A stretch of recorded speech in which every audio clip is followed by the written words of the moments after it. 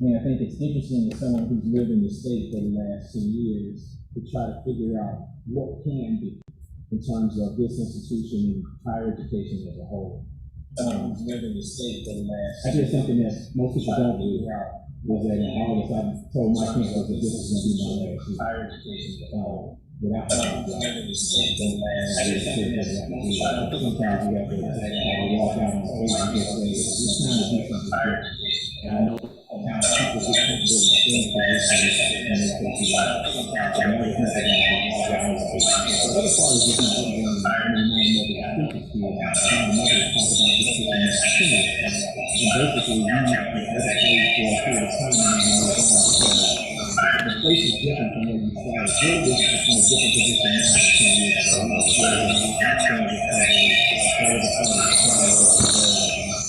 you're in a very different place. And so you get to take the extra time to learn how does that match with the next place. So I've been on this journey since August to try to figure out where the next direction kind of next. And this became a personal opportunity because I think that the state of Louisiana has got to decide, we've got to say we're going to invest in higher education, and we're really going to do something special with this institution. I know there's the conversation about this being a normal HBCU system, but the question I'm going to keep pushing back on, and I think part of the job of leaders is to interrogate reality. How do we become one of the best HBCUs in all the constituent institutions as a part of the whole higher education ecosystem? And so to me, that's a challenge, and that's the interesting and intriguing part of an opportunity like this. How do you raise the profile of all these constituent parts, and then you have a really strong system as a whole? And so that, to me, is a drawing force for me to be involved in this process. For me to share some thoughts about that, for you to share your thoughts with me, because the goal is, no matter who you pick, you want to have a good fit for this position. It's not a time to start going backwards. It's time to really move forward. So we've got to have those conversations so we make the right decisions for everybody involved to move this institution forward. So I'm just excited about being here today and having this conversation. For you to ask me hard questions, and hopefully it can come time for me to ask something to you. Thank you for that opening statement. One of my first questions is, how would you describe your leadership style? Yeah, I'm a very active and engaged leader. It's not a top-down, I'm very low maintenance. I think sometimes it makes folks nervous. Because it's not about me lately, the president of any institution. It's about what role am I supposed to play. Members of my team will tell you that the different projects, they really need to take the lead. The goal of the leader, and this is a conversation I had with Norman Francis, who's been in the David for almost 50 years. He always said, just hire really good people and get out their way. And so I really try to do that and play a role. So they take the lead and they say, I need you to do this. And so then I play a secondary role. Everybody knows I'm the president, but I have to play a different kind of role based on the situation. So that's just the way I live. I'm always, don't, get catered to and all of that. I don't have time for that. Everybody's got work they need to do. I have things I need to do, everybody else does as well. And so that's the way that I live. I think it's very authentic that, we're in a time when everybody's really connected. I can sit up here and tell you whatever I want to. Just talk to people that building and see what they say. Whatever they say, I go with that. So it's not me just saying this is what you have to take that with. Thank you. What are some of the ideas that you have on how to raise dollars for scholarships and to support better infrastructure? So this is interesting. I was thinking about this yesterday. I don't know if you saw the news. The governor of Tennessee, his budget, just allocated $250 million to Tennessee State University. And there's a recent recording in progress. Up to $1 billion. So it's interesting to have that governor make that commitment in this year's budget that I'm going to address infrastructure needs for that institution. So then I started looking to see, how does Louisiana fund higher education compared to other institutions in what we call the Southern Regional Education Board, that's all we do. And so the annual funding here is about $20 million. Tennessee State annually gets about $40 million. Morgan is getting 111. A&T is getting 108, and FAMU is getting 1. So when you start looking at those states in our region in terms of higher education funding, Maryland is 1, North Carolina is 2, Florida is 3, Louisiana is 14 out of 16. So a lot of what we have to do, and it's not just the president of the system, all the constituent chancellors, it's everybody. We've got to make Louisiana invest in higher education. You can't raise enough fees to get you there. There has to be a statewide investment to say we're going to value higher education. And we've got to be a united front pushing for that every year. Sometimes I think on our campuses, we're fighting with each other, scraps for this, a little bit of that. We got to look for large investments in higher education in the state. So that has to work. But then we still have to do our part too. I haven't seen the latest numbers in terms of alumni giving rate. Alumni giving has got to be a key part of that. That's the easiest way that you can raise unrestricted dollars, particularly for student scholarships. When I got to Dillard, we were at 4% alumni giving.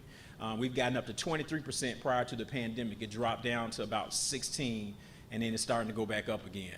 So those are the kinds of things, so alumni giving has to be a big part of it, but there has to be, because you're a state, we used to say state-supported institutions or state-funded. Now people will say that most public institutions are either state-assisted or really just state-located, because you really don't, I mean, you get about 20% of your budget from the state. So we've got to really start working to make that a big part of what we do as an institution to provide. So those become two of your major ways that you increase the funding. And then you start to look for competitive ways to get funding from foundations, from corporations. All of those are important as well. But I think there's got to be a massive infusion of state funding. And I don't know if we push for that enough in the state. And then there are programs in the state. I know it's been controversial. I know I've stepped on toes since I've been here. To look at programs like TOPS. When you look at the history of TOPS, who TOPS was targeted toward, that's not who gets TOPS today. It's just a fact. So we've got to keep putting pressure, but TOPS has become an entitlement program, and those getting the entitlement want to keep that entitlement. And those who it was designed for are not getting that benefit. We've got to have some pressure on that as well. So there are lots of things we could do together. Those are some of the things that I would focus on. Great. So we've talked about scholarships and infrastructure. What would be your plan or strategy to increase research dollars coming to the university? Yeah, that's the same part of that. Southern is a part of a group of, I think, 10 HBCUs. There was recently a story in the Chronicle of Higher Education, 10 schools that are called R2s. And everybody's in this battle to become a research one because that brings additional prestige and money to the institution. But the way that you get there, and I've looked at how institutions get there, once again, is what kind of additional resources can you get from your state to boost that? Because part of what you have to be able to do, for example, is you have to be able to free up faculty so they have time to be able to do the research. If everybody's teaching 4 or 5 classes a semester, they don't have time to research. So, but you got to have money then, so they have release time to do the research, to bring in those dollars, increase your research portfolio, and the way that happens is that you have to have additional support. Once again, I look at a place like Morgan. This big Chronicle article really highlighted Morgan. So Morgan got $40 million from Mackenzie Scott. They're in Maryland, #1 in terms of funding, and then they're part of the Maryland HBCU lawsuit that was settled for $577 million. So they got a lot of cash infusion to help them get to a research one. So in terms of that race to R1, they're probably leading the pack because they have all of those sources of revenue. We've got to find ways to do that. So it's very important, but you can't just say, let's increase our research, and then you still expect faculty members to teach 4 classes or overload. That doesn't happen. But once again, all of these are things that we've got to have a broader coalition of people and the state really just making a decision to invest in public higher education. Thank you. Let's talk about how you would balance legacy and tradition to recruit and retain students on campus. Yes, that's a really good question. And one of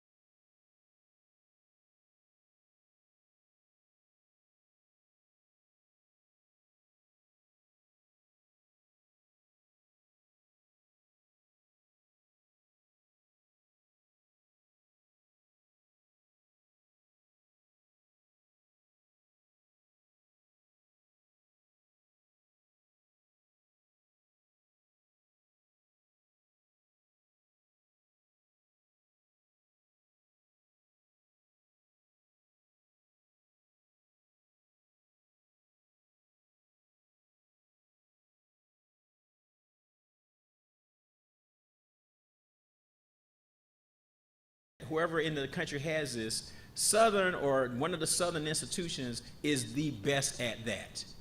That has got to be the focus, because I think there are a lot of people who are fooling themselves when they just say, we're going to grow, we're going to grow, we're going to grow. The demographics are not there. People can't go into debt to do that.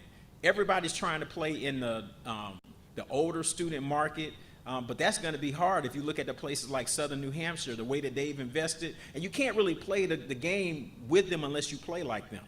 One of the things that they do, most people don't understand, is that they spend 20% of their budget on marketing. 20%. You can't spend 20% on your budget on marketing right now. I can't do it either, okay? So they had some initial investments that they made, and I'm still trying to figure out where they got that initial capital from, because their endowment is only $40 million. So I don't know if they rated it to do that, but they started ramping up their spending. So you can't just say, we have an online program. You can't market your program big enough to get the numbers that a Southern New Hampshire or Governors gets, or University of Phoenix. And Phoenix has actually cut their enrollment a lot in the last few years. So you've got to say, what is our market position? What are the things that we do well, and how do we build those? And so I think part of what you want to be able to do is to start growing slowly based on that, but it has to start with, what academic programs are you going to build as your foundation? And that's where the focus has to be. Anybody else who doesn't do that, you're going to have problems. So that would be the focus that I would say has to happen as a part of this system. We've got to say, what are our signature academic programs? How do we entrench our place in the market for those programs and grow based on that? But everybody's saying the same thing. Let's send out more recruiters. Let's spend more on this. Everybody's doing online now, okay? And it's just like, they're calling Southern New Hampshire the Amazon of higher education. If you think about Amazon, there's a famous bookstore in New Orleans called Octavia Books. Octavia Books has online. Y'all ain't buying no books from Octavia. You gonna go to Amazon, just like me. So it doesn't matter if you have it, it doesn't matter. Southern New Hampshire's out there, and they've carved a huge chunk of the market. So just because you add online doesn't mean people be like, oh, I'm gonna do online there. No, they're not. They're gonna do what's out there marketing all the time. That's why people go to Amazon and not Octavia. So that's gotta be the conversation that you have. But if you have something that is very good and people know that, it doesn't matter what Amazon has in Southern New Hampshire, because Southern New Hampshire they don't brag on any academic program.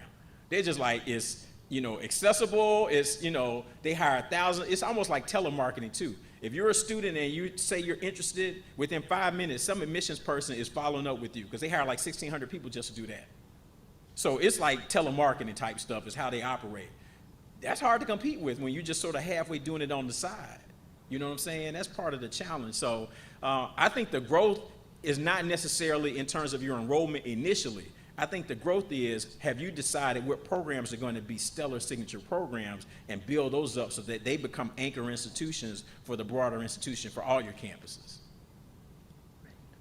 Continuing in that vein, what are some areas of improvement from your perspective that you believe we should all start working on? I guess it's the low-hanging fruit. Yeah. No, so I'm going back to that. I think it's got to be, and you would have to, I'd be curious to hear what people think when we have time during the day. Like, what are the signature academic programs here? Where do people come from? I mean, I know, particularly on this campus, I know nursing is big, but, what are those programs? How do we leverage those so that people are talking about the institution in a broader context, and in the system in a broader context, and not just about the visible culture of HBCU. I mean, Southern is entrenched in that. We talk about band culture and football culture. I mean, that's a strong brand, but that doesn't carry you everywhere you need to go. You've got to have those key academic pieces that are part of it too.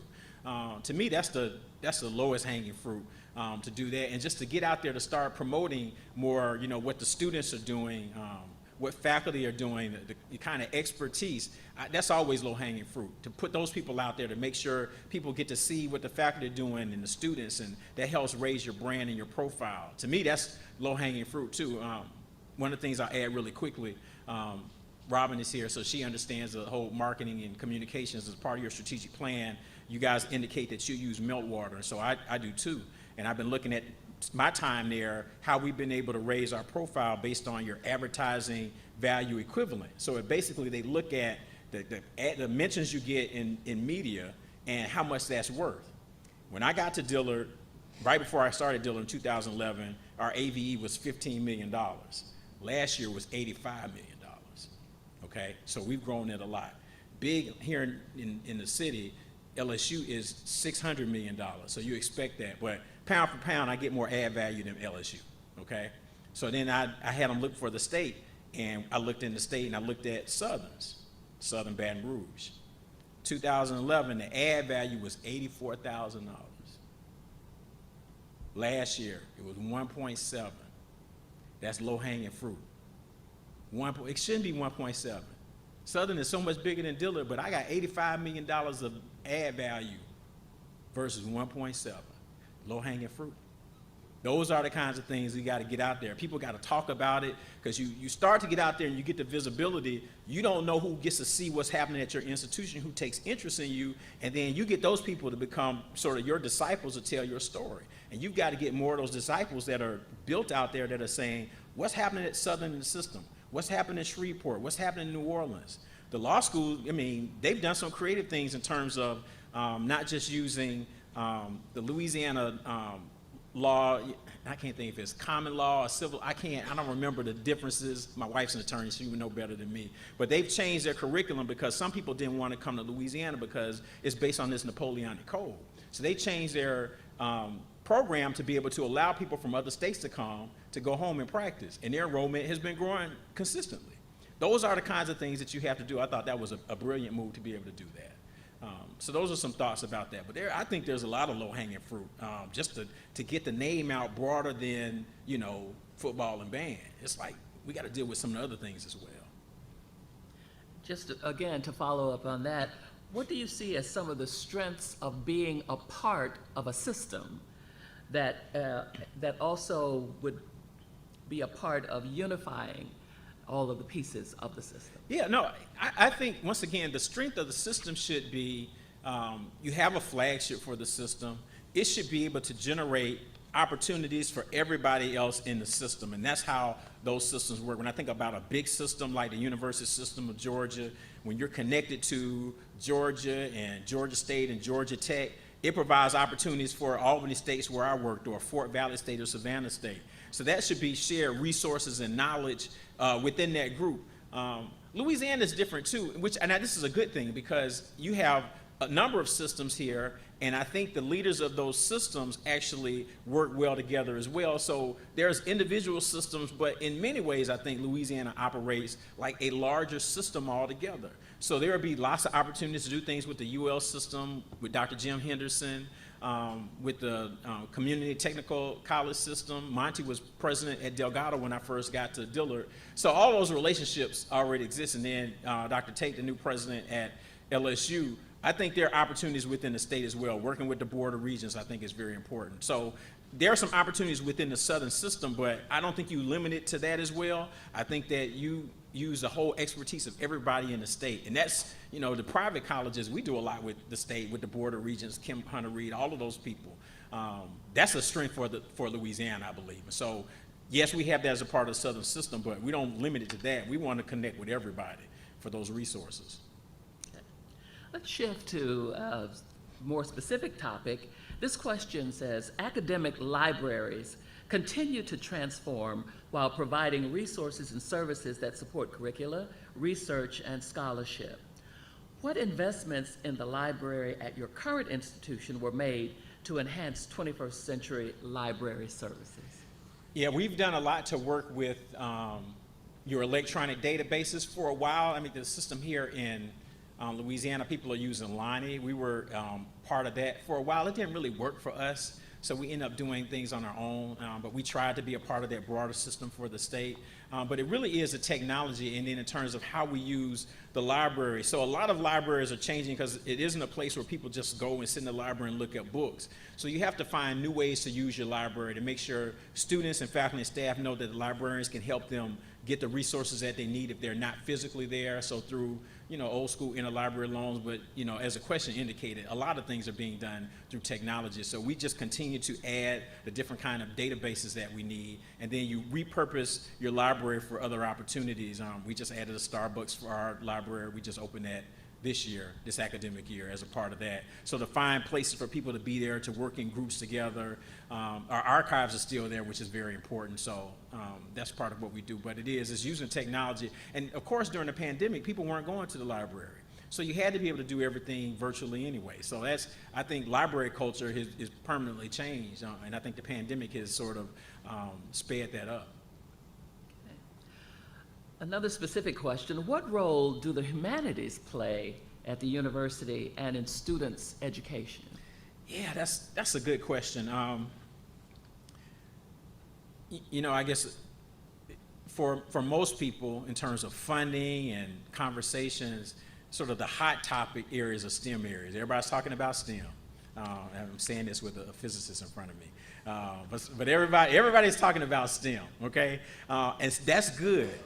But you still need people who understand broader concepts and how to relate to people, what we used to call soft skills are really now survival skills, and you need that. For example, some medical schools are really looking for people who don't have a degree in biology or chemistry. They want people with an English degree, people with a communications degree, because they're finding that they want physicians who know how to get people to tell their stories about why they don't feel well so they can better treat them.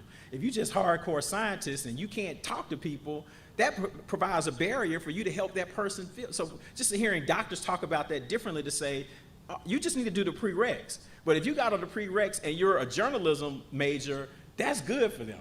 Because that means you know how to talk, you know how to tell the story and help them tell their story so that you're able to treat them better. It makes a lot of sense. So I think the humanities, and I think even now, particularly in a digital world where we're seeing everybody's doing Zoom and Instagram Live and all that, communication skills are even more important now because you have less and less face-to-face opportunities like this.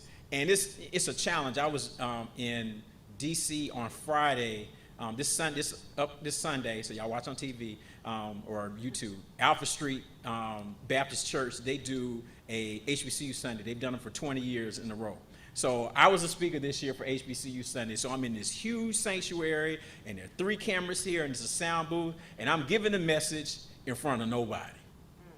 Because you're now sort of hallucinating your audience, and you don't have any feedback, and y'all talk to people. Are y'all with me? Because y'all, this sort of, I got to make sure y'all still alive in this too. This is, everybody good? Okay, thank you, I need that. See, I didn't get that when I'm doing this presentation at Alpha Street. It's just me, it's a couple people from their HBCU community, so I got a couple people on the side that can throw in an amen every now and then, but it's just me and the camera. So those kind of skills are very important in a high tech, and people are discounting that. So the humanities, I think, are very important to balance. The STEM areas are not going away. That's the big money areas. We need more diversity. I think the pandemic has pulled back the covers on the health disparities in the nation. So we definitely need that too, but I think you got to have it all. So I'm a fan. My undergrad degree is in biology from the College of Agriculture. So I'm a STEM person, but I believe that you got to have strong humanities. Shifting, we continue to successfully prepare highly effective teachers from diverse backgrounds, but we want to increase our capacity. As President Chancellor, in what ways do you see your office and the university in supporting the School of Education, increasing in its capacity to serve its current pre-service teachers, recruit more new students, and successfully apply for federal funds for teaching?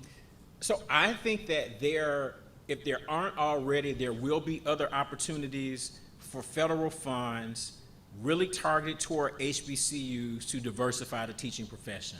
I think that people are aware that that is a concern. I think now is a good opportunity to have that conversation with Secretary of Education Cardona, and it's been a while since I've had a conversation with him. I would reach out to him to say, we need to have this conversation. Part of it is a broader conversation for our communities because the challenge we're seeing is that fewer and fewer people, and I don't know what your numbers have looked like historically, you have a lot of data and I haven't gotten to that yet. What are those numbers looking like? Because a lot of places are closing their education programs because people don't want to go into education. And they don't want to go because they don't want to take out the loans and feel like they're not going to get enough return on that investment. Some people don't want to go into education because they don't want to deal with other people's kids. And really not even the kids, it's the parents. So that's a challenge that is not a profession that people are excited about. You have people who are teachers who will tell their children explicitly, you better not be a teacher. That's a part of the challenge. So I think there's got to be a broader mission. You want the resources to do that. I think there's an opportunity for some programs that I think the federal government will support that tells people if you go into teaching, you can go for free. I think there have been those kind of conversations. So I think we got to find ways to fund that, because that could be a major opportunity as well. But there's a broader conversation about the value of education and educators in our communities that we have to have. Shifting again, the salary schedule of the university is representative of the rich and the poor. From reviewing salaries, it is unclear as to the payment methodology or decision-making regarding pay. Many critical staff pay are below the federal poverty line. Do you have a plan for addressing pay equity?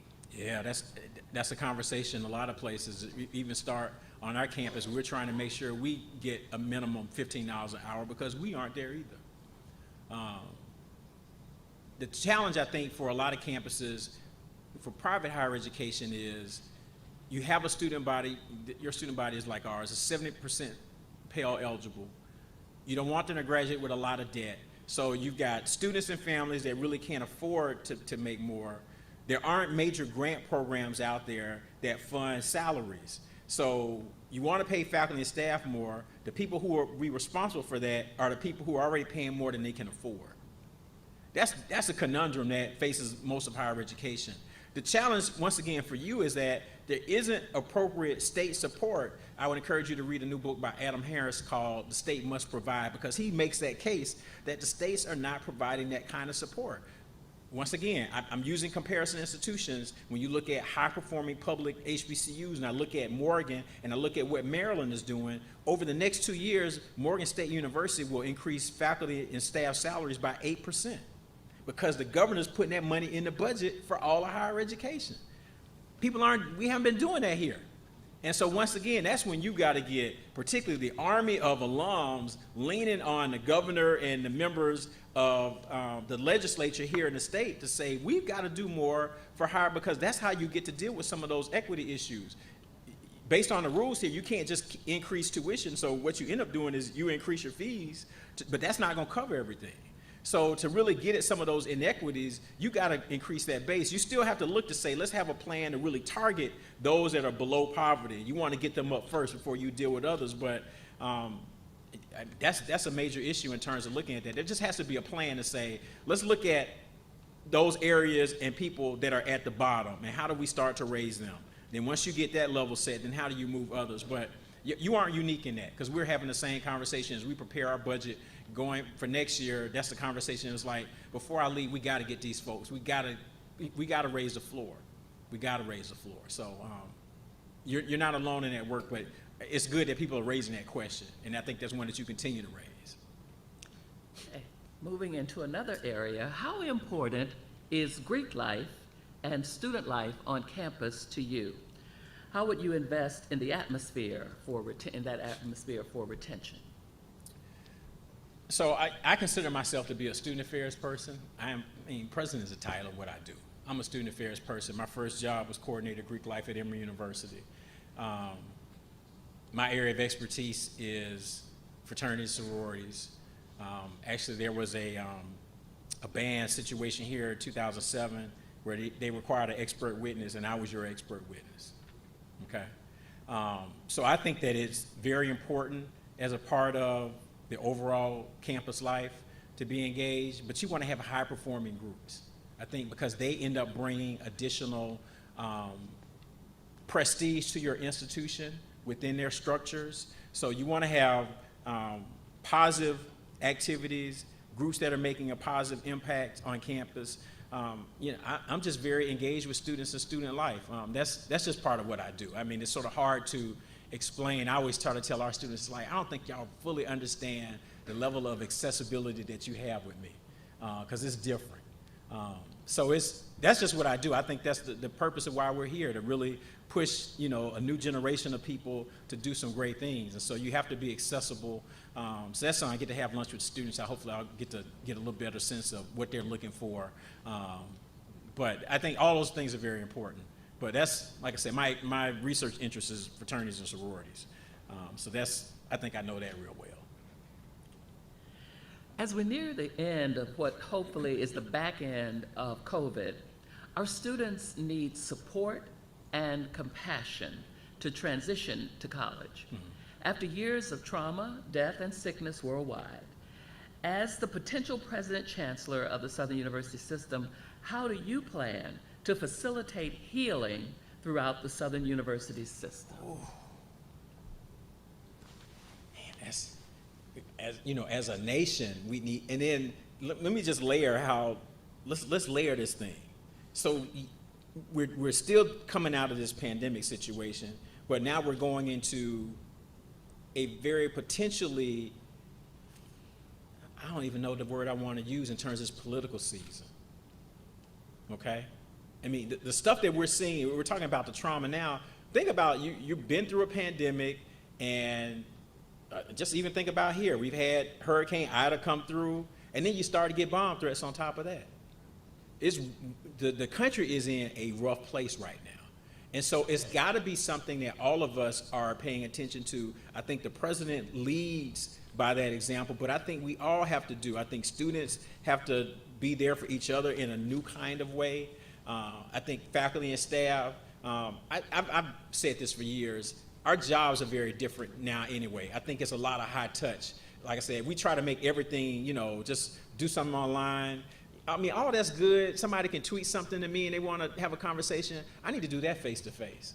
I think we can't lose some of the humanity, and I think particularly for HBCUs, that's our strong point, where we've got to be able to have real relationships so that a student can feel they got an issue and they come into your office and close that door and be like, Dr. Kimbrough, and they start telling you all kinds of stuff. Because I've had people, and I always used to joke with people, if a student comes to my office, say they need to see me, and like I said, I'm pretty easy to get to see, and if they close the door, I get myself ready because I have heard pretty much everything when somebody sits down in my office. I mean, it's just, when you're a student affairs person, you hear everything. So it's a person sitting down that tells you, I've just had my second abortion this summer. Or I got an issue with my mom and they just put me out the house. And they put all this in your lap, and I'm like, and that ain't nowhere, all the stuff that Dr. Boyd and them sent me, ain't none of that's on that list. But that's my job. That's my job. And so when you look at it like that, and it's not just the president's job, it's everybody's job. So there's got to be a broader sense of this idea of community, that we work together to provide healing. But yeah, we're healing through this, but y'all, the storm is not over. So I don't want to give you false sense like, ooh, once we got this COVID thing, because you watching folks right now just gearing up to tear this place apart, just tear up the country. It's a very fragile period that we're in.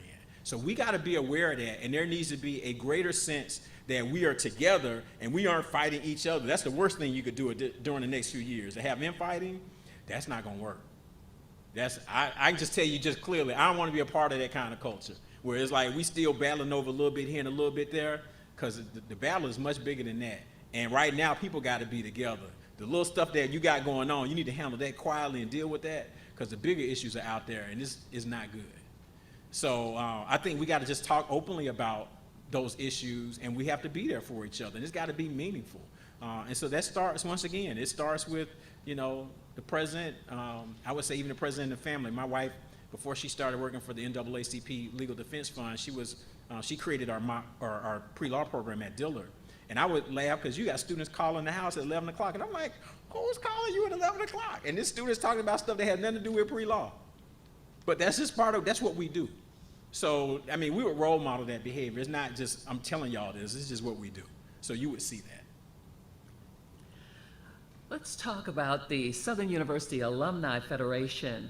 And it has been a supportive entity to the university, which includes assisting with recruitment and helping students problem solve issues with admissions, housing, and financial aid.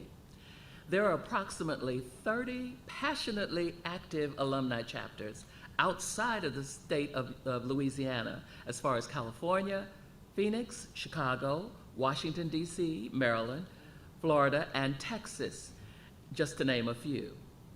What is your experience with working with alumni chapters at your university? And how would you incorporate the Alumni Federation in your role if you are chosen as President Chancellor of the system? Right. Dillard has alumni chapters located coast to coast as well. And what I did there, I did this at Philander, I would do here too. During the first year, I go visit wherever you have a significant number of alums, I go out and visit. Just to have that hour or two with them, you sort of present, this is what I'm finding about the institution. I still believe there are a lot of people who are old school. You guys will announce the new President Chancellor. It's some folks will be like, no, I need to see him up close. I need to put my hands on him. I didn't know who they are. So I understand that.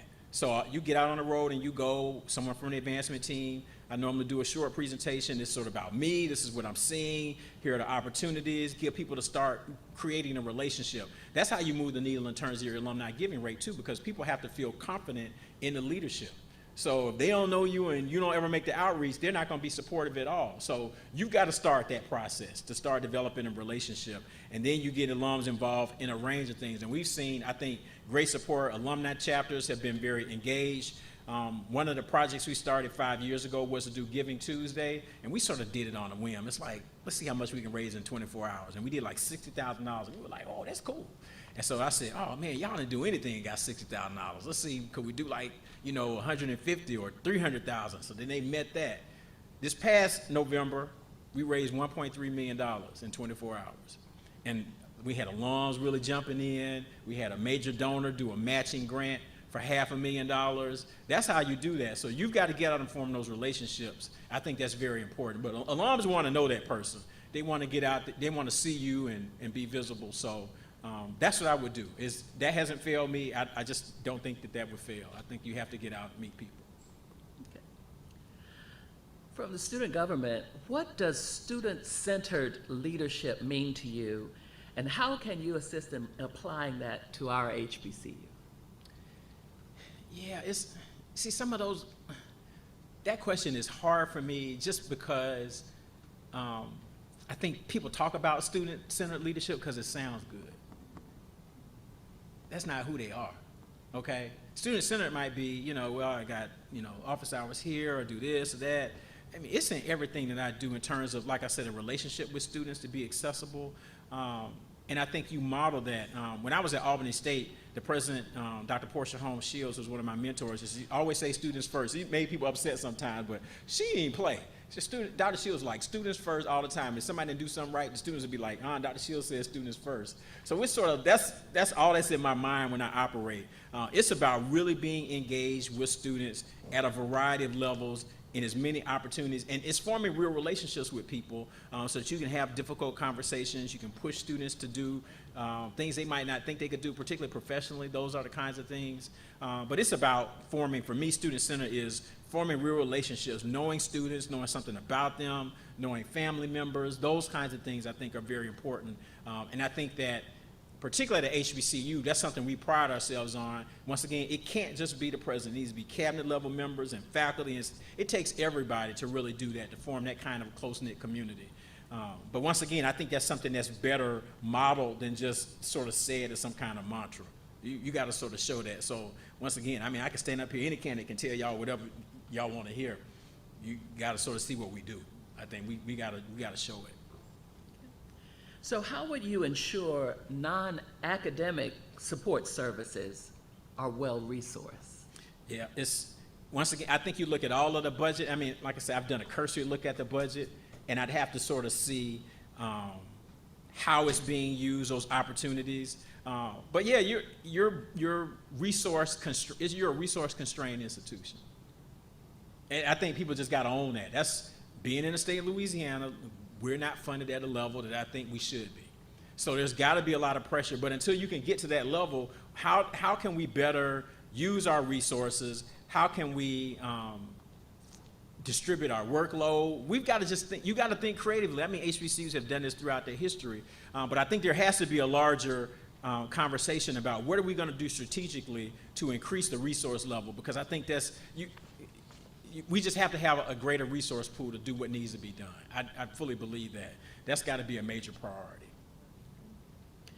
What would your first 100 days as President Chancellor look like? So it wouldn't be just 100 days. It would probably take a year to do what I normally do.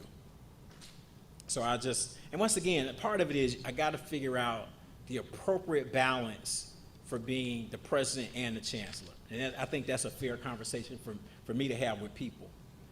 Particularly for this campus, I always tell faculty and staff, I send out an email and I do 30-minute meetings. Anybody who wants one gets 30 minutes. Now, at Dillard, I did 200 of those, so it takes all year. So I would imagine it would be at least that, probably twice as many. And I'm sitting there taking notes, and I have just a few open-ended questions, but I tell people, I know how to be a president. I've been a president, I'm in my 18th year as a president. So I know how to be a president. I don't know the culture and the people here. And I think having respect for the job that you do starts with knowing the people here, understanding the culture, the history. That's very important. And then I ask those questions. What do you think Southern does better than anybody in the country? What do you think the signature program is? If you were me, what's the first thing you would do? When people start telling you stuff like that, you get a good understanding of what's going on. I mean, that, like I said, that helped me tremendously at Dillard because I knew where to start, particularly for like one of our academic programs that we really highlighted, physics. That's how I learned about what we were doing with physics. And then I was able to go and look at data to verify everything that I was told. And once I learned that, everywhere I went, I talked about Dillard and physics because you just didn't hear any HBCU just talking about physics like that all the time. So much so that at some point in time, Malcolm Gladwell contacted me last year saying, hey, I'm gonna do a podcast about Dillard, and he's been on the Breakfast Club talking about Dillard and physics. Once again, that's the add value equivalency. I can't pay to have Malcolm Gladwell on the Breakfast Club talking about Dillard and physics, but he's been out there talking about it a lot. That's very important. So I would spend most of that first year is going to be learning. So I would do some of that at the different campuses. You'd have meetings. I would ask different student groups to invite me in for their regular meetings. So if it's SGA or programs board or fraternity sorority, so I get to know people. It's a lot of talking to a lot of people, taking a lot of notes, trying to understand the culture and what because people will ask the president, what's your vision? And I don't think you can just come in and say, what's your vision without talking to the people because it's not a shared vision. I could just be out there hallucinating. And y'all just like, I don't know where he got that from because that ain't what we need. So I'm not gonna do that. I talk to a lot of people, so when I say something, it resonates with people because people will hear what they've said to me reflected in how I articulate what our shared vision is, if that makes sense. So does that make sense? I got to check in with y'all every now and then. I mean, y'all had to send the questions in, but I can at least get the head nod. Y'all can still even say something too. Y'all okay? Yeah. Okay, all right. I just need that. Okay. Thank you. I appreciate you. You have to check to make sure everybody's still breathing. Right, that's right. Everybody's still breathing. Another question, please share with us your opinion of prioritizing diversity, equity, and inclusion at schools like HBCUs where the concept is fairly new. What do you know about the Title IX crisis in the state of Louisiana today? Okay, so two separate parts. In terms of diversity, equity, and inclusion, I've had conversations with people. I think a lot of times people, because they know that we're historically black, means that we're devoid of diversity. And to me, that's a misnomer. There's a lot of diversity even within black folks. Okay, so let's just start with that. I always tell people too, look at the faculties. I think it is highly unlikely that a black person could go to an HBCU and not have a meaningful interaction with a faculty member who is not black. I went to the University of Georgia. I didn't have any black faculty members. I didn't have one until elective professor at my master's program. So I went almost 6 years before having a black faculty member. Nobody questions that. When you start looking at the percentages of faculty based on race, and the Chronicle lists those as well. So it's like people just see, well, you're a 90% African-American student body. Well, what does the faculty look like? Those are the kinds of questions. So I think there is a greater level of diversity at HBCUs that we should embrace. And I think race is part of it, but I think there are lots of ways to look at diversity. I think we can be more open and embracing other conversations about diversity in terms of the LGBTQ community.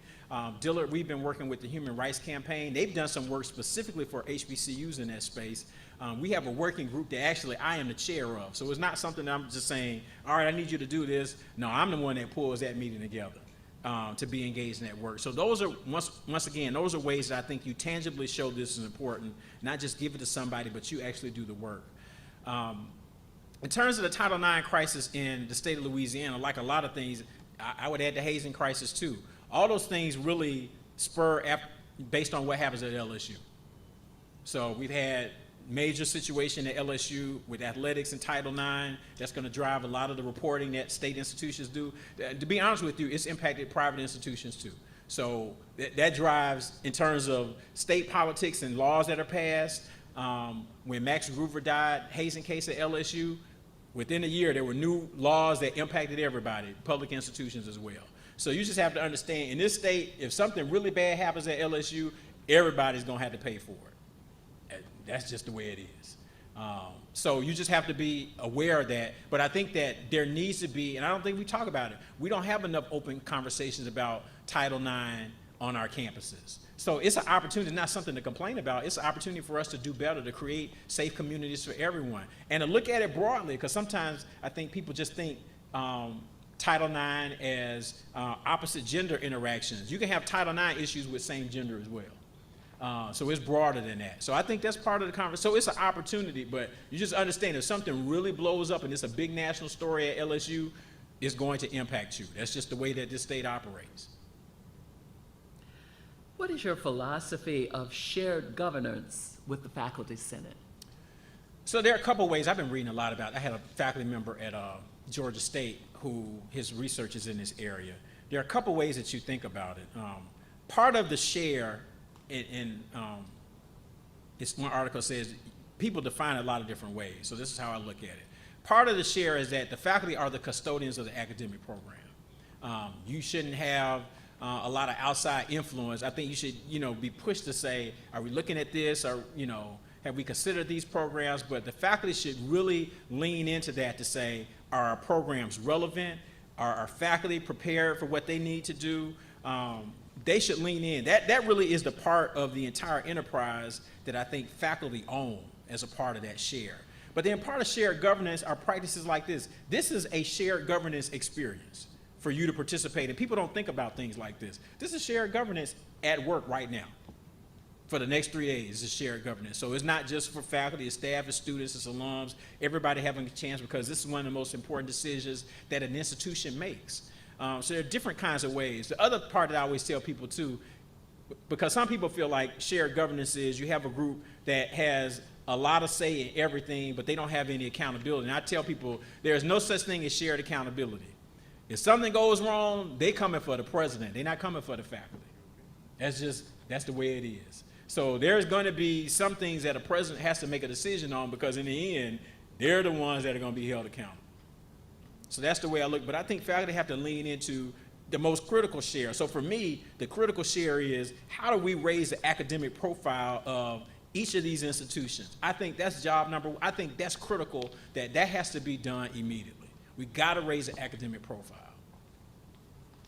So you mentioned higher education in your opening statement, and it's definitely important.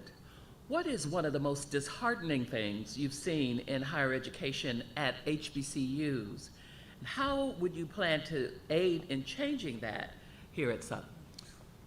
Ooh, that's a good question.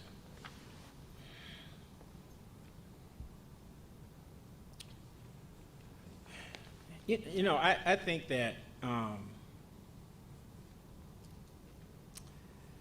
it happens. So I don't want to be disparaging, because it's not, like I said, I've worked at Emory. Emory had issues too. I think the issue is Emory did a better job of handling their stuff in-house. And a lot of times we get messy with ours. Everybody don't need to know when the family fight. We good about that. I think HBC, we do too much of that. So it creates a narrative that, it's always some mess going on at Southern. We're going to be completely honest. I got people, I talk to, I've heard that. People just say, you got to be careful going to Southern, there's always some mess. if the family's got some issues, it needs to be handled in-house. But it's too much stuff that we handle publicly. Once again, like I said, at Emory, y'all would never know stuff that was going on at Emory. And there was a lot of drama going on when I was there. That stuff never left. We put our stuff out because then we just start waging public battles with each other. That's disheartening. That's got to be something that has, because that then creates a perception that people don't want to invest in the institution. And if you self-generate negative press, that does harm you. For example, you start thinking, did any of the Southern entities get money from Mackenzie Scott? The answer is no. And one of the reasons I would say it was no, because her team looked at a lot of different metrics, and they definitely looked to see what was in the news about those institutions. We got Mackenzie Scott money. I talked to the people, so I understand what they were looking for. If you are generating the bad press for your institution and those funders are becoming more savvy, they're not going to fool with you at all. That's just not going to happen. So yes, there will be disagreements. There might be heated disagreements. There needs to be some kind of rules of engagement about how we're going to deal with disagreements and how we're going to handle those internally, and not just, send out press releases or whatever else we do to say, I'm going to put this person on blast. You don't win doing that. You will never win doing that. Once again, all the stuff that finally came out about LSU, they tried their best to keep that stuff quiet.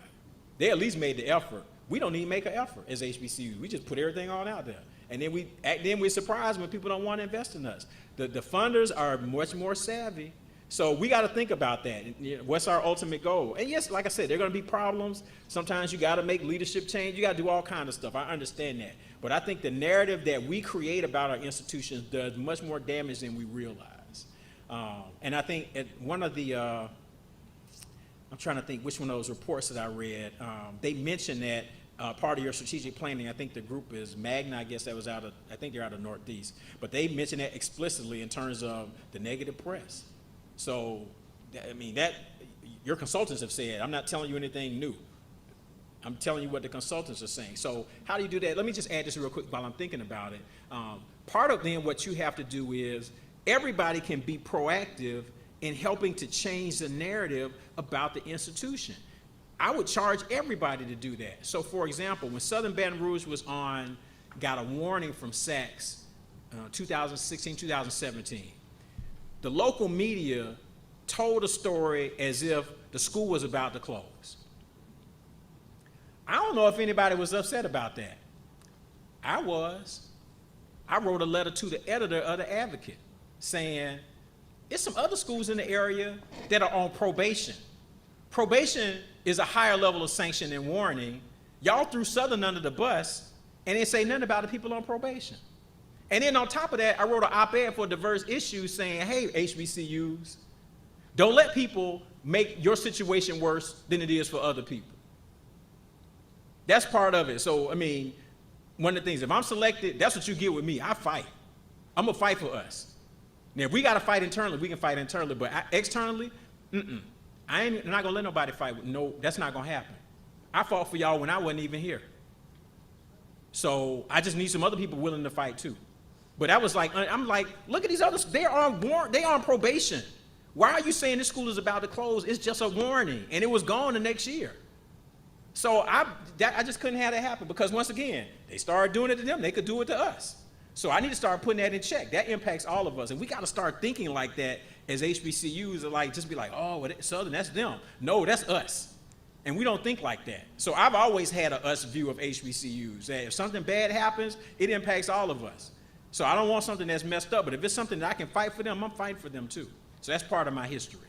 So I thought I needed to add that, because I feel passionate about that. But we can't be generating the bad news and dragging the institution, because then you're going to ask the president to go out and raise money, and those funders, first thing they're going to do is Google search. And if they see drama, they're going to be like, Doc, I can't do nothing for y'all.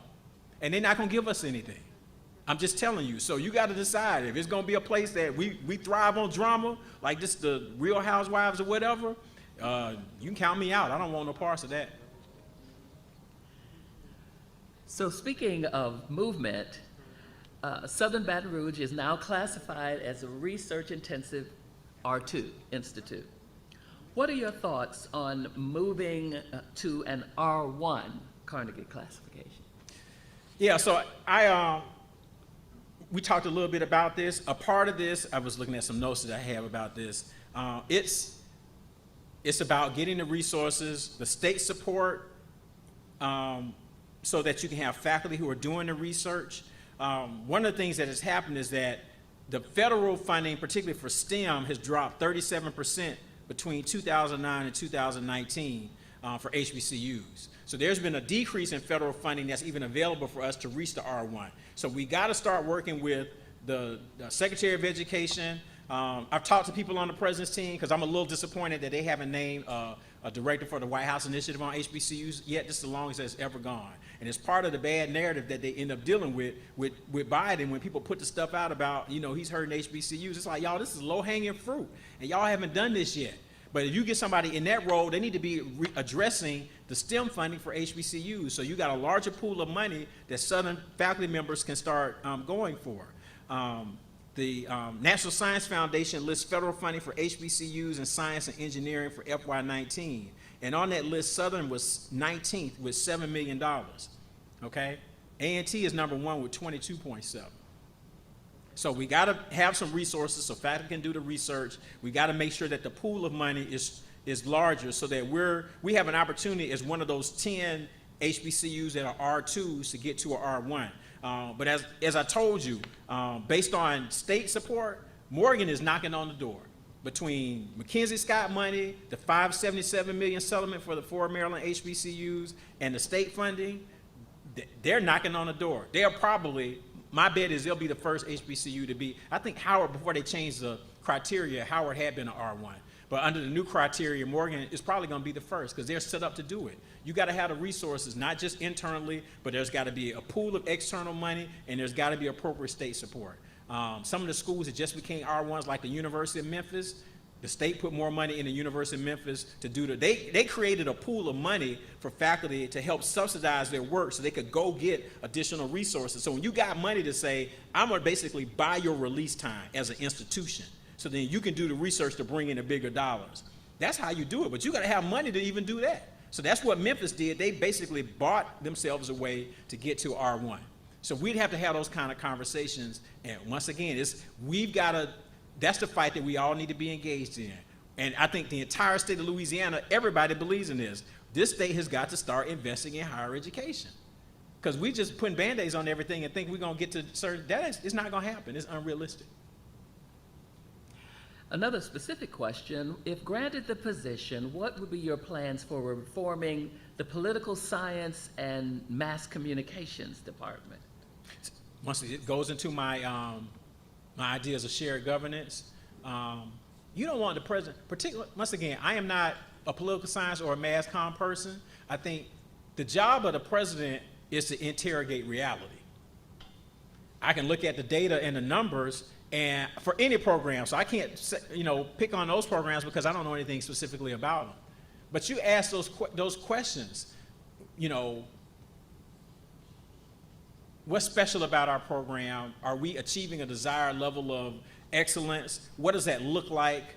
For some programs that are open for, if there's a program that's a problem area, you could bring in a group to study it. I mean, I've done that at Dillard a couple times with programs.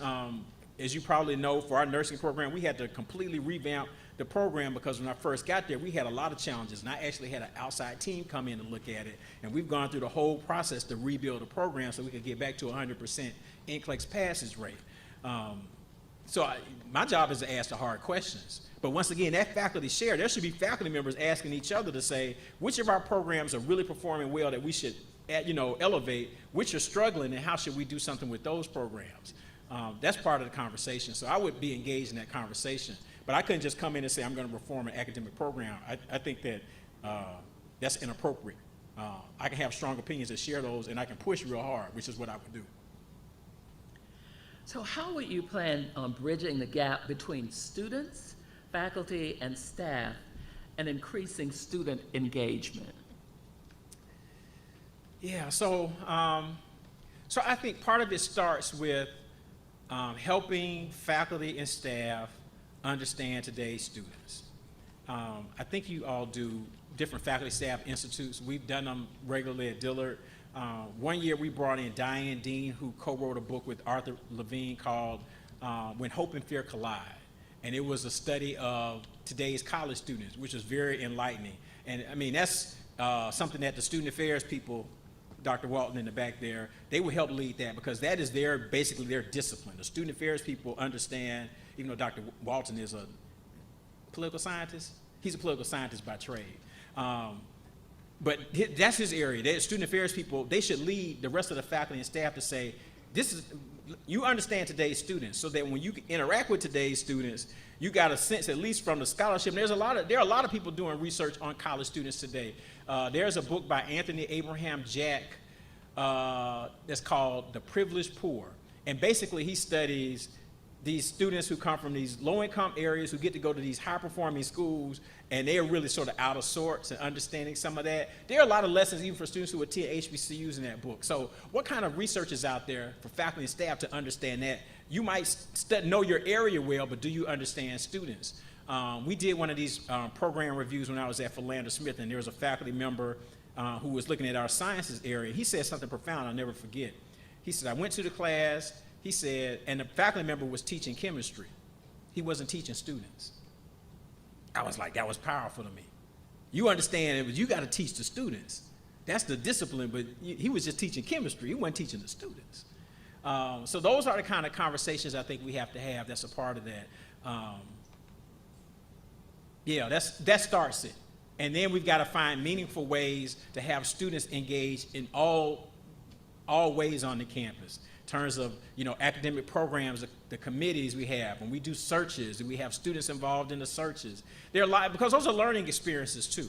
So those are meaningful ways that we should be thinking about how are we exposing students to broader issues I think are very important. So those would be some of the things I would do. But it starts, and let's bring in some people to help us facilitate those conversations, and then let's put those things into practice.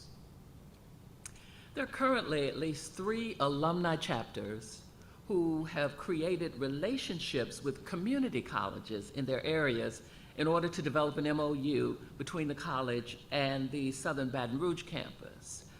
How would you ensure these MOUs are completed, and what are your thoughts on building MOUs with community colleges? Yeah, I got a call this morning from a colleague who just started working at a school in Illinois, and they want to do an MOU with us at Dillard for people to go to the master's program. So my bias is, I think a lot of times people do MOUs, they're good photo ops, but we don't follow through on them. I'm just being honest. So I think that the plan is, the issue for 2-year to 4-year transition is, do we make it seamless for somebody, if I start at Susler, to be able to go to SUNY or go to Baton Rouge to be able to get in? How do we make it seamless? And so that's the conversation that if an MOU articulates and then we have processes in place to make sure that happens, that's a good thing. But, that's an issue for the state of Louisiana, and it has been. I haven't seen the latest report. I remember when I first got here and looked at the report, the number of 2-year students here who go to 4-year institutions is abysmally low. That's a statewide issue. We just don't do a good job with that. So I think the broader is not just if there is an alumni chapter or any other entity that has an MOU to try to help 2-year institutions, students go to 4-year institutions.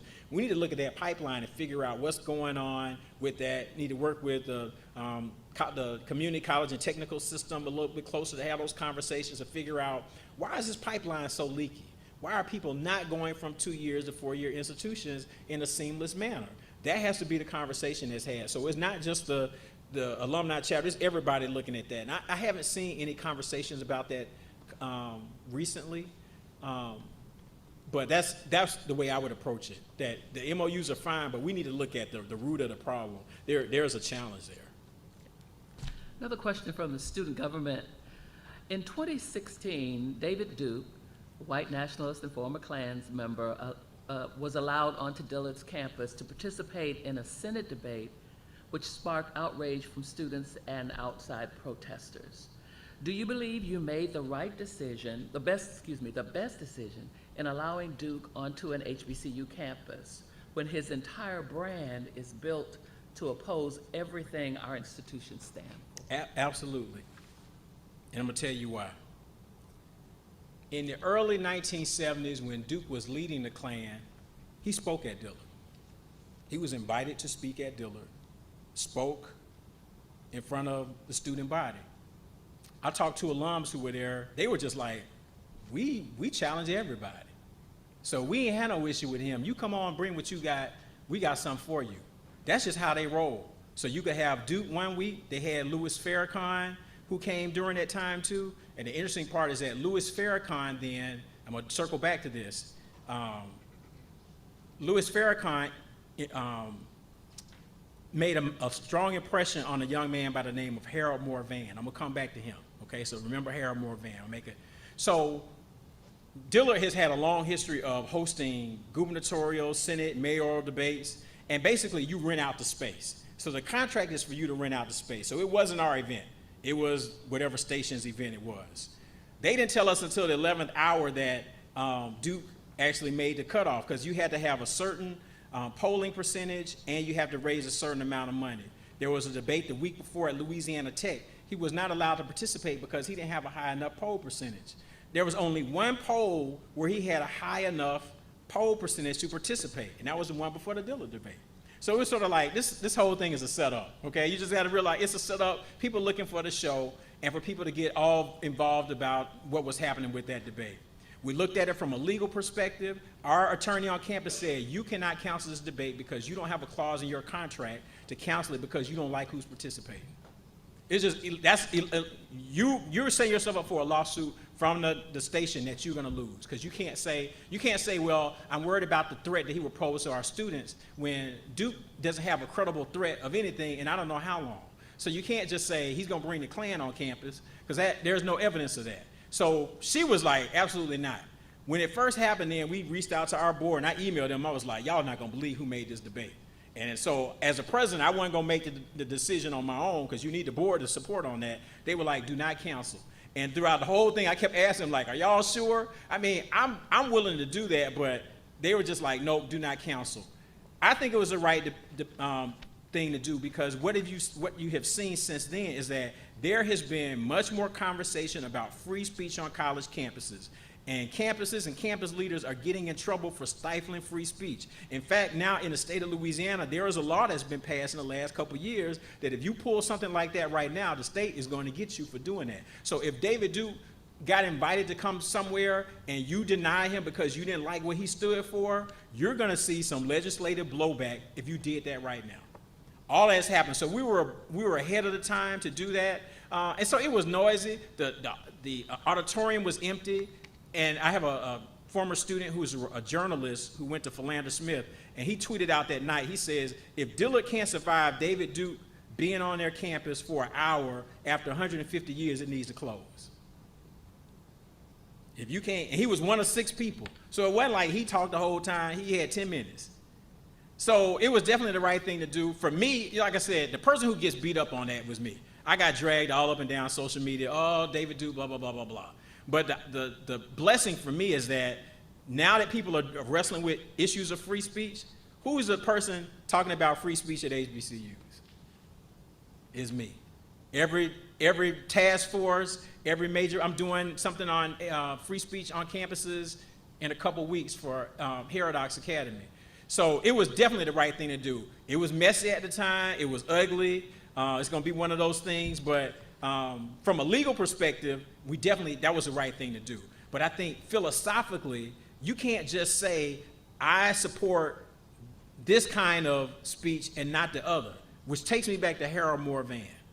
Harold Moore Van came out of Houston, came to Dillard, was on the debate team, pledged Omega, was on the yearbook staff, met Louis Farrakhan, became a member of the Nation of Islam, changed his name to Khalid Muhammad. You don't know who Khalid Muhammad is, you look him up. Khalid Muhammad gave a speech in 1992 at Keene University that caused him to get a censure from the U.S. Senate and the U.S. House of Representatives, almost unanimous. You had the NAACP disavowing him. He came out of Dillard. Could a Khalid Muhammad speak on campus? Absolutely. You gotta, if we're gonna be a marketplace for the free exchange of ideas, there is no idea that you can't speak on your campus. If you only want to hear certain, and that's what's happening now. We're in these echo chambers in the United States that people are saying, oh, we don't want to hear that. I had some people upset because I had Candace Owens speak on campus. Fascinating. And if you see her up close in person, you sort of know a lot of what she does is for show. I'd peeped out her game a long time ago. But she stands out because you got this black girl who was capping for Trump real hard. So I'm like, what makes her tick? Let me tell you, auditorium was packed. Packed. People didn't agree with her. I don't agree with her on 99% of what she says. But she had a right to come at least explain, because I want my students to learn how to debate somebody who's saying some old crazy stuff. That's a part of the learning process. So it's like, yeah, I'm going to have a Michael Eric Dyson on campus. We understand Dyson. We feel that. But you need to hear somebody who makes you uncomfortable, too, if you're going to be a true higher education institution. So even having Duke on, and like I said, nobody was even in the auditorium. People were upset. Oh, y'all got this man on. And nobody's even in there. It would have been more interesting, actually, to have him speak with students like they did in the 70s. Because then people could have challenged him to be like, come on, let's talk about this white supremacy stuff. What's going on with you?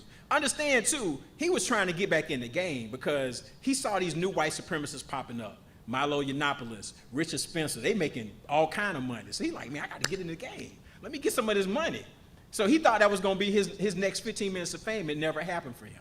It was all a play to say he knew he wasn't going to win. But y'all know he ran for governor in this state, and he got a decent, look up the history of David Duke. It's very interesting. So absolutely it was the right thing to do. The only person who got beat down was me, and I took the beating. I'm okay with that. Shifting again, becoming a new student on campus can be very complicated, frightening. If blessed with the opportunity to become the next President Chancellor, what will be the message you would like to leave to the next generation and upcoming classes that encounters this kind of stuff? Yeah, so what I try to do, you're talking about a large institution with the campus here, and I still have to figure out how to do this. I like to have time where I'm directly talking not only to students, but to parents. So we'd have to work out a schedule. I know for this past spring, y'all did it virtually, so that's an easy way, and we've done them where they were in person and virtual. But I spend time talking about those kind of issues in terms of how to be successful, how to find community, how to be connected. Those would be the things that I would do, because it is, you want people, part of the success on any of these campuses is got to be making connections and being related. And I think the question we should ask for those, try to figure out those who are not successful or who don't complete at any of these campuses, why are they leaving? What is going on? Why are they leaving? Why are they not? Is it connection? Is it academic difficulty? Those are the kind of questions we need to know so we can start building that. But part of the research shows if a student is connected and they know people, they have a better chance of being successful. So we've got to make sure that we put a body on people when they come to campus, that we connect with them, we connect with parents, and they feel like I am part of this and not just, I'm just here as a part of the number, because we talk about that, HBCUs, I think we overuse the word family. I'm hesitant to use it too because all families ain't good. Tyler Perry got a whole movie, The Family That Prays. And y'all know it was a whole lot of mess going on in that family. So we're a community. And within the community, there might be family-like units, but we're a broader community. So we got to make sure people feel like they're a part of the community. And so once again, you lead by example, you form those relationships, you make yourself available to sort of show that that's important, and you find ways to insert yourself, but it just can't be that President Chancellor position. It's got to be everybody. Everybody's got to do their part. So, for me, part of what I do is I make sure I teach a class at least once a year. This semester I'm teaching, it's like the 5th or 6th year I've taught this class on hip-hop, sex, gender, and ethical behavior. So we have class Thursday. So I'm looking forward to class. That usually gives me a chance to interact with some students I haven't met before. Those are the things we have to do. I think that's important. So yeah, they're coming and they're trying to figure it out, and the mamas, they scared too. They ain't even more scared. So I try to find ways to say at the very beginning through that orientation process, I try to make sure I insert myself more than just saying, hey, how y'all doing? But I try to spend an hour just saying, look, this is the deal. This is what we're trying to do. This is how your child can be successful. This is what we're going to do. This is what they need to do. This is what I need you to do. That's part of the work. So, Can you share your experience with athletic programs and your opinion on name, image, and likeness opportunities for recruitment purposes? Yeah, the NIL has been really interesting. We haven't seen huge money toward HBCU sports yet. You know, the whole Deion Sanders experiment is what people are paying attention to. His son just got, I think Gatorade they picked him up. So I think all that is fine. Particularly, I mean, you know, smaller college football that people aren't with the same kind of television rights, they don't move the needle as much. You're gonna have to watch to see what happens with the Alabamas and the Georgias and places like that, where that money, you know, really gets big and how they deal with that. So I think if it's an opportunity for students here, I definitely want to be supportive of that. Overall, in terms of sports, I came in later last night because my son plays with his 7th grade team at Stewart Hall. They started playoffs last night, so they won that game. They got another game tomorrow night. So I've done travel basketball with him. So I've been a big sports fan. I think that's important. It's important for the entire culture of the campus to have winning teams. You know, when I first got to Dillard, our men's team had won like 3 games or something. Xavier thought they were just going to run over us all the time, and then we just started whipping on them sometimes. So I hate that we ran them out of our conference. They went to Red River because they knew that it wasn't going to be too prosperous to stay in there with us. So I'm very competitive. You know, I was telling the search committee that, I understand the big rivalry here, and Rick Galloway is my friend. But if I take over this role, the rivalry is going to go to a whole nother level because I talk a lot of trash. So it's fun. I think that's important. But once again, I think that still it's an important part. But I'm going to go back to what are our core academic programs that we're selling, and people talk about that as much, if not more, than they talk about football and the band. We got to get there. So I'm not going to waver from that. All that stuff is good, but in the end, we gotta deal with the core mission, because people want to know what's the return on the investment. And all the other stuff is great. Like I said, I love athletics, but bottom line is my child gonna get a job, and I don't want to go into a lot of debt? And you better be able to answer that definitively. So what is your philosophy of the role of technology in 21st century higher education?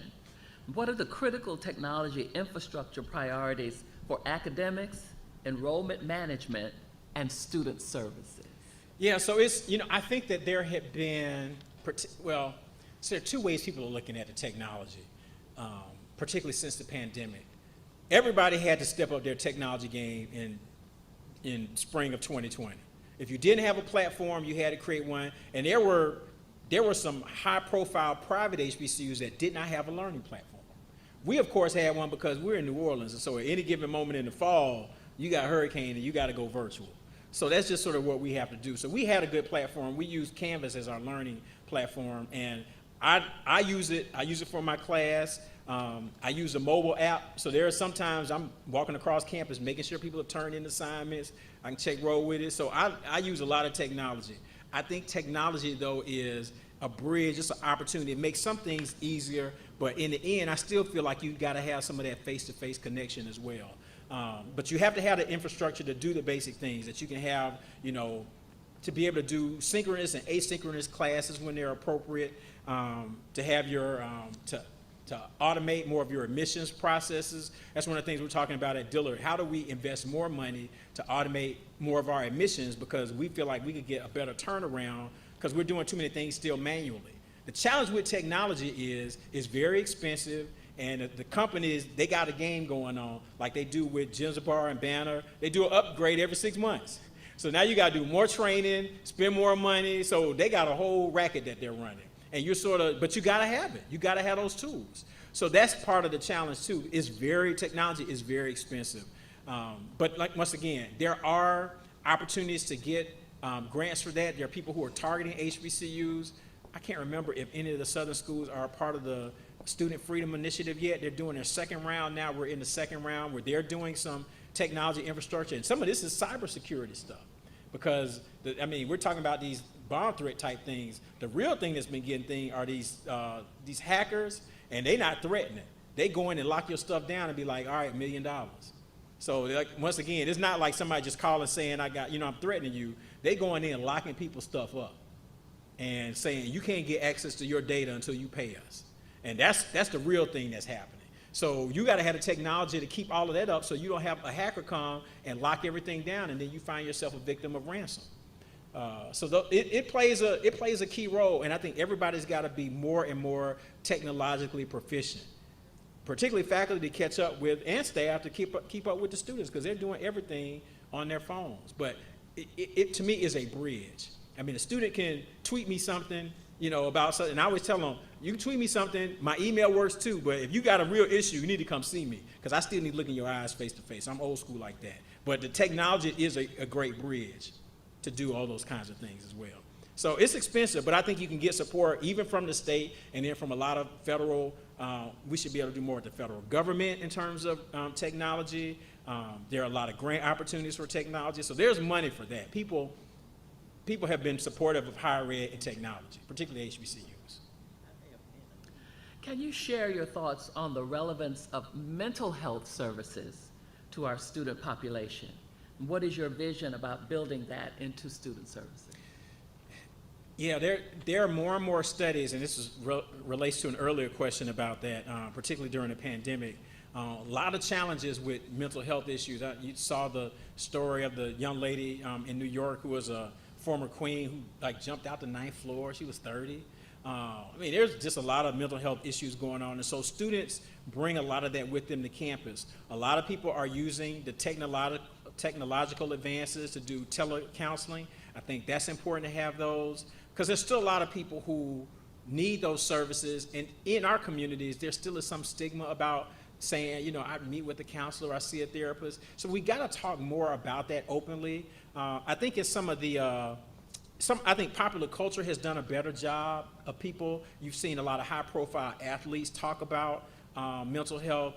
Some of the reality TV shows, I like the Black Ink shows. And so Black Ink Chicago, the main character there, Ryan, he talked about, they showed him with a therapist. That's really good. So I think in popular culture, people are normalizing what mental health can look like. And I think so we need to be able to talk about it, and we should be able to suggest to people to say, hey, go see a counselor, telehealth. Sometimes people don't want to do it on campus because they're like, I don't want everybody knowing my business. So I know that's a barrier a lot of times. So we got to find other ways that people can do that. But that's one of those cost drivers for higher ed. I was reading a piece to say those kind of services really shouldn't have to be provided by a campus because you're duplicating services that should be happening in a broader community. And so what campuses do is we essentially duplicate services that are happening all across the community, charge students for it, and that's increasing our costs. It's an interesting analysis that I got to play a little bit more because I don't know how you move that away. But for some of those things like that, that might be a way to do that off campus so people have a greater sense of privacy, but able to get those services. But there's got to be more open conversations about mental health, taking care of your mental health, using the services that are appropriate. But I feel good about that, where the country is, because I see enough people talking about that. And once again, with this recent suicide high profile, you're going to have more people, once again, talk about getting help you feel certain ways. So I think that's, out of situations like that, there's an opportunity to raise this conversation again. In terms of determining the right people are in the right position to effect change and intentionality, how would that contribute to the progress of the university? And what would be your plan to put the right people in the right position? Yeah, that's a good question. I think all across the system, we got to evaluate, the people in those right places. Do we have the right people? Is their skill set suited for something else that's better? Are there people who are being underutilized? Are there people who need to do something completely different? And to have those are tough conversations to have, but that's a part of the assessment. And so for me, going around and meeting people, the first year talking to people, you get a sense as to where your strengths are, who are those superstar people that really, they could be doing something else at a different level. When do you need to bring in some outside talent to mix it up? I think there's gonna be a range of those things that happen. So I think you look at the entire operation at all levels. Like I said, once again, there's an opportunity for the Chancellor search at Sussex, so you start with that. That's a key leadership position. So that becomes one. But you look at all of it for all of the campuses.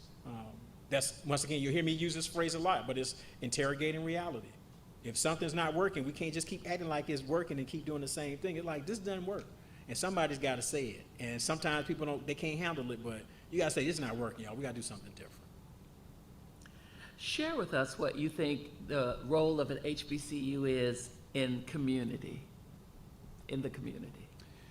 So HBCUs are really, I think, anchor institutions for communities. As you see, I've referenced a lot of things. Robert Franklin, who was president of Morehouse, who is now a faculty member in the School of Religion, I think he's at Emory. He wrote a book about crisis in the village, and he talked about these anchor communities for black communities, and it's schools, families, and churches. And all of them have been struggling. So particularly for communities like this, schools, and particularly having HBCU here and in Shreveport and in New Orleans, and New Orleans is one of those cities that has 3 HBCUs. There are a few in the country. They are anchor institutions. I think play a very important role for not only education but for culture, all those kinds of things. So I believe that you look at those 3, the education and church and family, and schools and HBCUs are very important as a part of that. I can't say enough about it. Robert Franklin does a more eloquent job going into detail about the role of those 3 and how they work together. But definitely, this is an anchor institution. And then if you look at it for the system as a whole, really, the Southern system and all the constituent parts, including alumni, is really the largest black-focused institution in the state. And you think about it like that, it gives it a lot of power.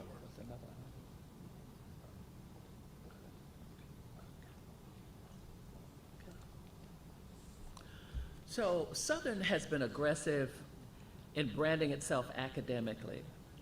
What experience do you have with growing graduate schools? No, I haven't had a graduate school at any place I've been a president. At Albany State, we had a graduate school, but once again, let me go back to the numbers from the retreat that we just had. There is going to be minimal growth of graduate schools in the next 10 years as well.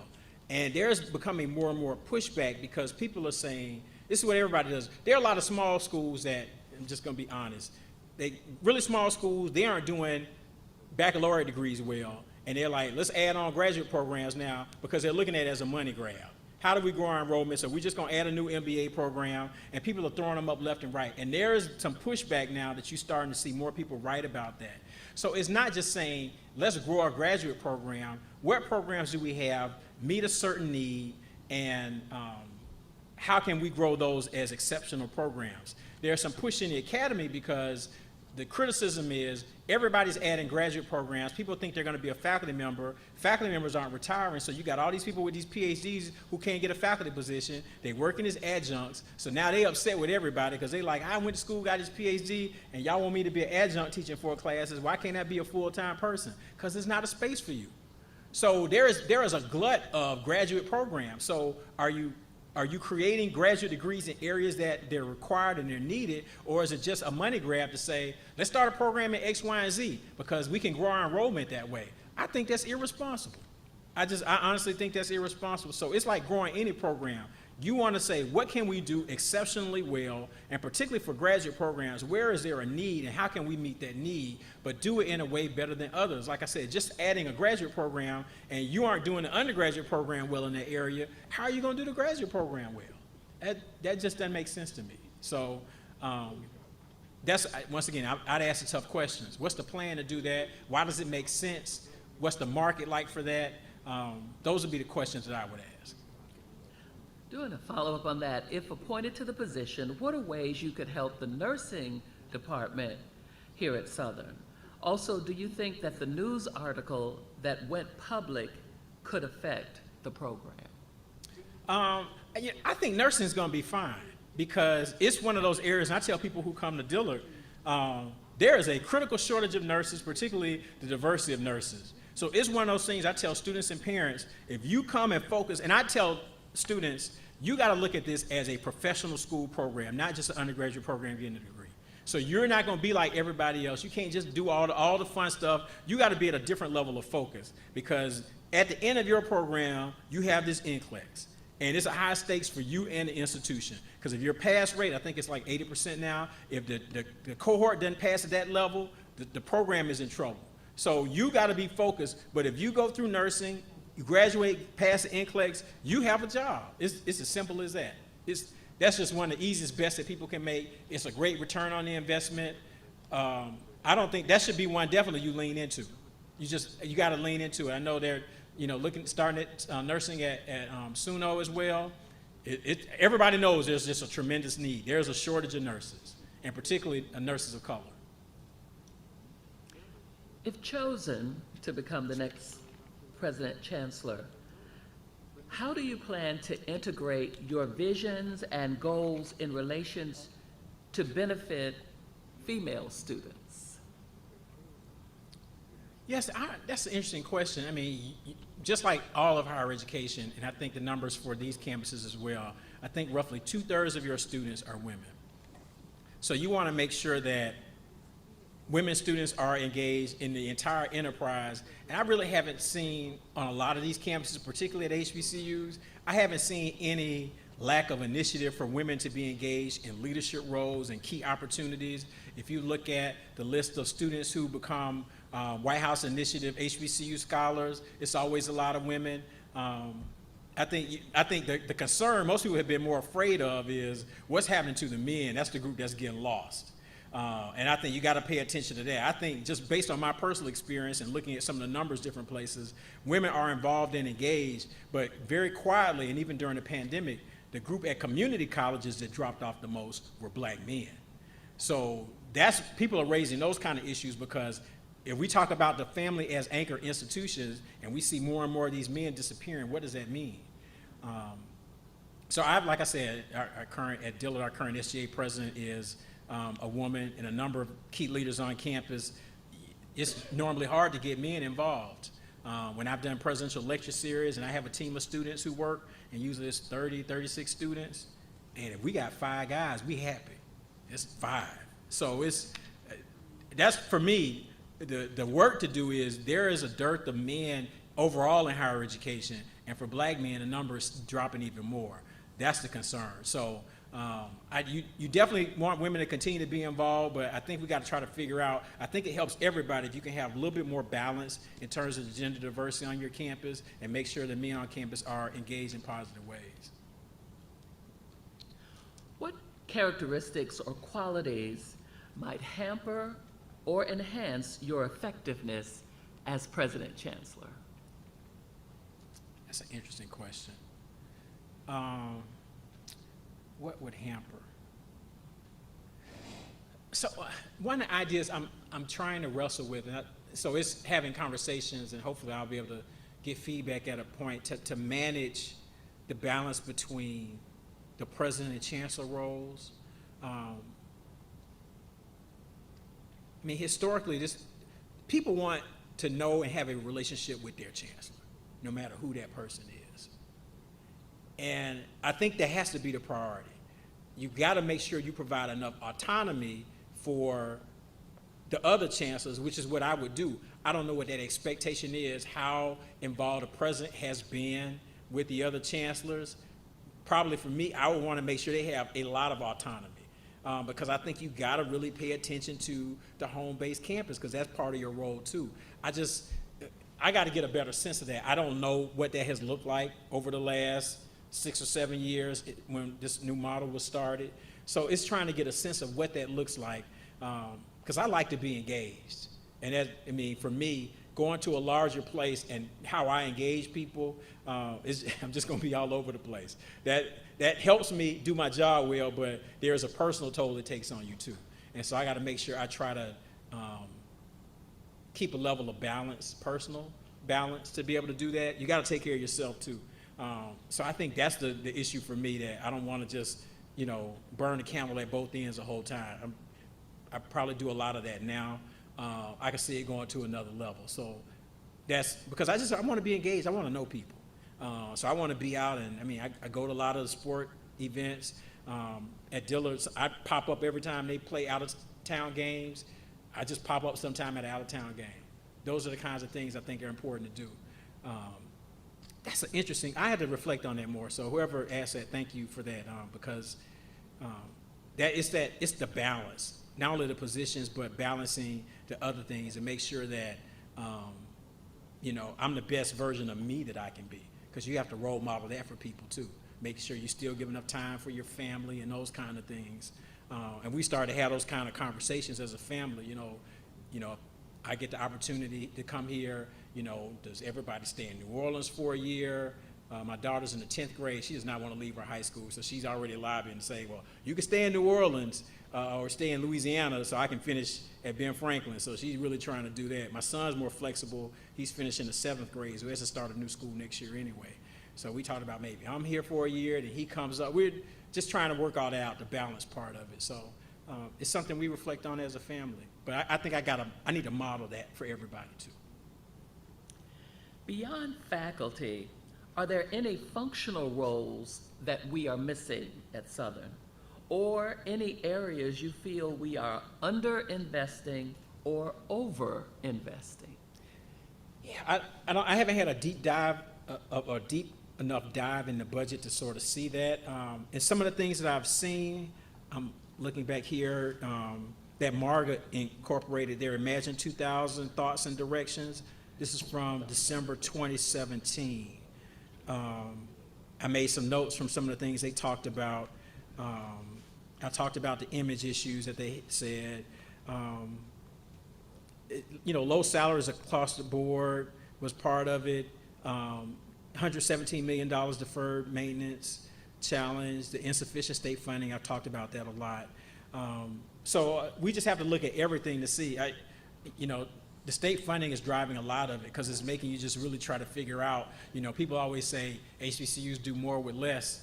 I'm like Janetta Cole, it's like, man, it's time for us to do more with more. That's part of my mantra that we have to start working on. So I have to dig into that to sort of see where are there some ways that we can be even more,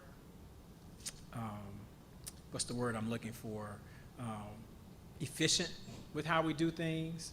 But I think you get to a point where there's only so much efficiency you can get. You got to start getting some investments. So I think we got to start figuring out, like, how do we increase investments, start with our alums, start with foundations and corporations. We got to have those investments in the institution to do some of the things, because there's only so many times you can keep putting bandages on things. You need some real investments. That's just where, for the institution and for the system to really take off, that's what's going to happen. It has to happen. What do you view as the long-term workforce needs of Louisiana, and how do you plan to position Southern to meet those needs? So there was a convening that UNCF did a few years ago, and one of the things they mentioned that stood out to me, I think probably in the next 15 or 20 years, most students will be doing jobs that don't exist right now. And so the challenge for all of us, I'm not going to try to be a prognosticator to tell you what the workforce needs are going to be in this state, because there are some jobs that some of them will be doing that we don't even know exist right now. So I think it goes back to the earlier conversation about the importance of the humanities. People who have good basic technical skills in humanities and in the STEM areas, they need to have those basic skills that they can navigate whatever opportunities come. So I think it's sort of hard to say, it's like they talk about in hockey, skating to the puck to where it's going. We don't really know where the puck is going. So you got to make sure you just have the skills, so you're skating wherever the puck goes, you can get to where it is, but you can't meet it there because we just don't know. Like I said, there are industries that have blown up in the last 2 years because 5 years ago, there's nobody's strategic plan in 2015 or 2010 that says, and we're going to navigate this worldwide pandemic for 2 years. That's in nobody's strategic plan.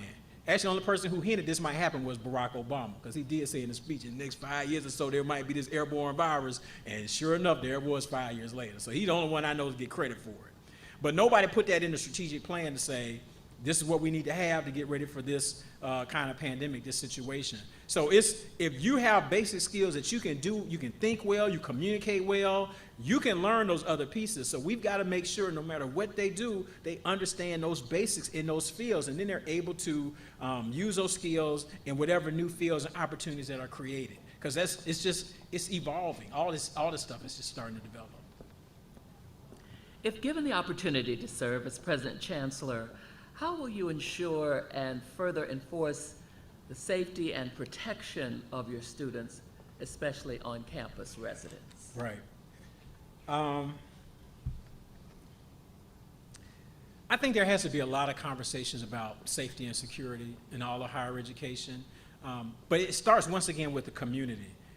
The advantage that college campuses have that we don't talk enough about is the students on campuses should know each other well enough to realize that there are people who are outside of that normal group that just don't seem like they're there for the right reasons. And we got to create a culture where people will say, I don't know who this is. Let me follow up with public safety. I mean, we talk about this on our campus. We got a gate around our campus, and our students will have conversations about feeling safe. And I'm like, man, we're probably the only campus in the country or in the state that has a gate. There's a booth here, but you can get on this campus easily, just like you can ride through LSU at any point in time.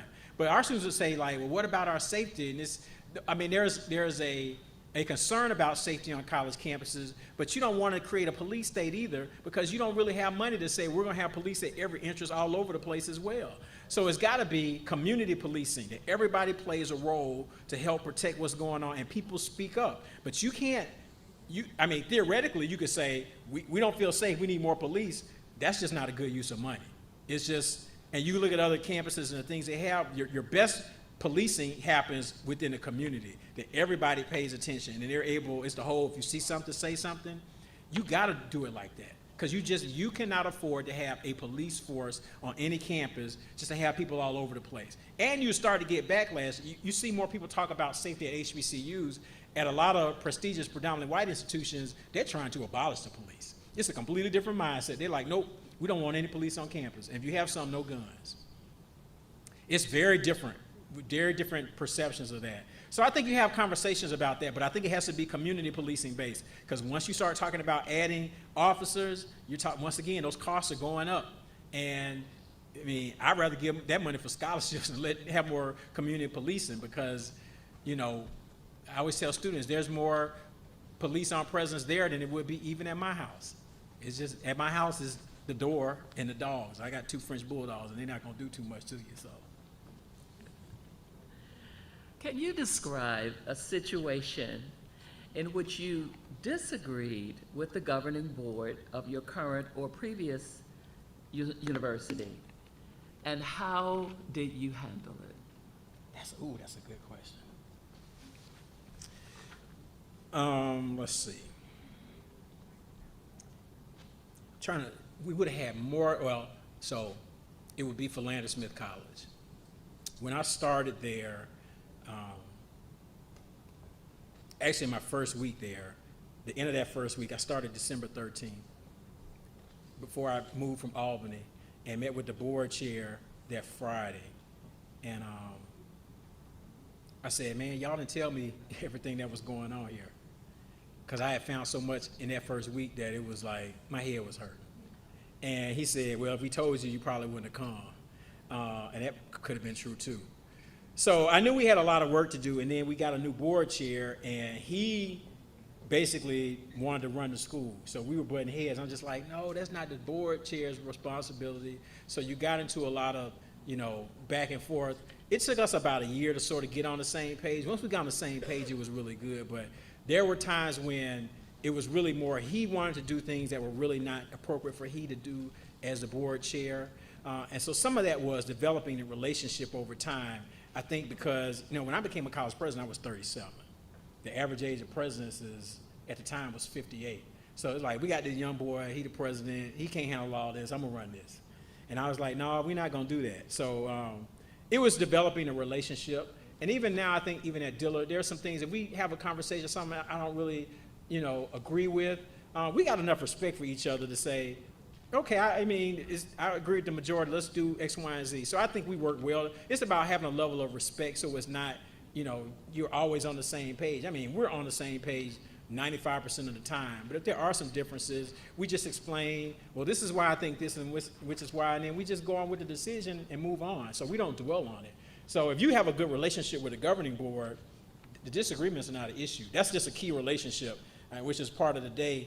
that conversation is very important because they need to figure out, can we ride with this guy as being our president? And I got to figure out, can I ride with them? That, in the end, that's what matters. All these other conversations are really good to have, but if the president and the board not on the same page, it ain't gonna work. So that conversation is very important today. And we both have to be honest about where we stand and can we work together. What are some ways you would help University College with orientation and trying to recruit students to attend Southern University? So like I said, for orientation, I actually ran orientation at Georgia State University. So, and was, involved in the Orientation Directors Association. I always play a role. I just feel like it's important for me. And like I said, I like to do workshops as a part of orientation to talk about this is how you can be successful. And I like to do them for students and for parents. So that would be part of what I would do. In terms of recruitment, I tease our admissions director at Dillard. I keep calling her my boss because anytime there's a student or a family that's on campus that they want me to see, I'm going to see them. That's part of what I do. So if it means going out I've been out, recruiting at different events. When people come to campus to visit, I think campus tours are strong. I'm sure it could be a selling point for you here. There are people who just come and want to see the campus. They make that, you get that extra little, couple minutes with the president, that resonates with people. So the admissions director for those kind of activities, as I said earlier, the way I look at myself on the team, that person is my boss when it comes to admissions. We got this happening on campus, I need you to do this. I'm there, I do what they say. That's part of the job. Because most presidents if the enrollment goes up, I've never seen a president's bio where they say they took credit for the enrollment going up. And they ain't processed not one application. So it's like, I at least better do what the admissions people tell me to do. So that's what I do. Whatever they tell me I need to do to participate is how I'll be engaged. How do you intend to honor our rich civil rights history here at Southern? Yeah, I think I saw somebody mention this, and y'all had a screening of Tell Them We Are Rising by Stanley Nelson, and he goes into part of the history here. That's important. So I would spend time in the archives to do that, and films like that, where they really go into what happened here, the situation on this campus, in Stanley Nelson's film. I think that's something to recognize and to mention, and you mentioned that more than just Black History Month. I mean, today, people are posting about the Greensboro 4, North Carolina A&T sitting in 1960. So it's knowing those historical facts that we all should be able to talk about in regular conversation about the history of the institution. So like I said, for me, there are some other stories beyond that are in the archives here that I have to get my hands on so I can start bringing life to those. Because when I got to Dillard, nobody was talking about Dave Dennis, who was a freedom rider. And in some of those films about Freedom Summer, I'm looking at this young man, Dave Dennis, who was a Dillard student who was just out there raising hell. And it's somebody that I know today. So just seeing it, I was like, y'all not really talking about this guy. This guy is like a big deal. And we didn't lift him up like that. I was like, no, Dave Dennis is the real deal. There are people like that in the history too that haven't been lifted up yet. I don't know who they are, but I'm gonna find them. I promise you that. So we're talking about the different components. This question is about the Southern University Agricultural Research Extension. And how would you use this as a resource to help recruit and serve the citizens of the state of Louisiana? It's talking about the Ag Center. The Ag Center, right. So like I say, I feel a level of comfort having those conversations and being involved in the Ag Center. My degree is from the College of Agriculture at the University of Georgia, where I've had poultry science classes, dairy science classes, put my hand all in the fistula. I've done all that. We were studying aflatoxin in chickens and to dissect them. We had to, kill the chicken, ring the net. So I've done all that. So I feel pretty good to be a boy from Atlanta. You're in Athens, Georgia, in ag program. Because I was going to be a veterinarian actually. So that's how I got into the whole ag. That's a whole nother story. I would be interested to get in that space again, just for me as a person, I would be excited about that, to learn, to see what's going on, and then start connecting with the key parts of the state to show where Southern can play a role, in developing the agricultural economy in this state, which isn't going away. But there's a lot of work that can be done. There's a lot of conversations about, black farmers these days. It's a lot of work. I think there are just so many opportunities in terms of agriculture, but I think from a personal perspective, that would be sort of exciting for me to spend time learning more about that and doing that, just based on, my old undergraduate experience. So I would look forward to sort of being a student again and learning more and then figuring out how to get engaged in that. But I feel like I have some core competencies already, so I'm looking forward to that. That would be good. Talk to us about how you will keep your cabinet members accountable for their areas of responsibility.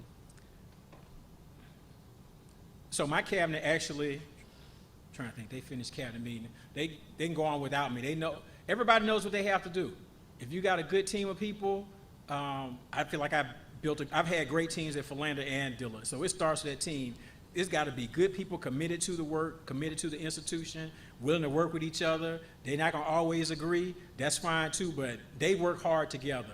And so you don't have to have a lot. If I have to feel like I'm dragging somebody along, that's not the right person. So we're going to have to do something different.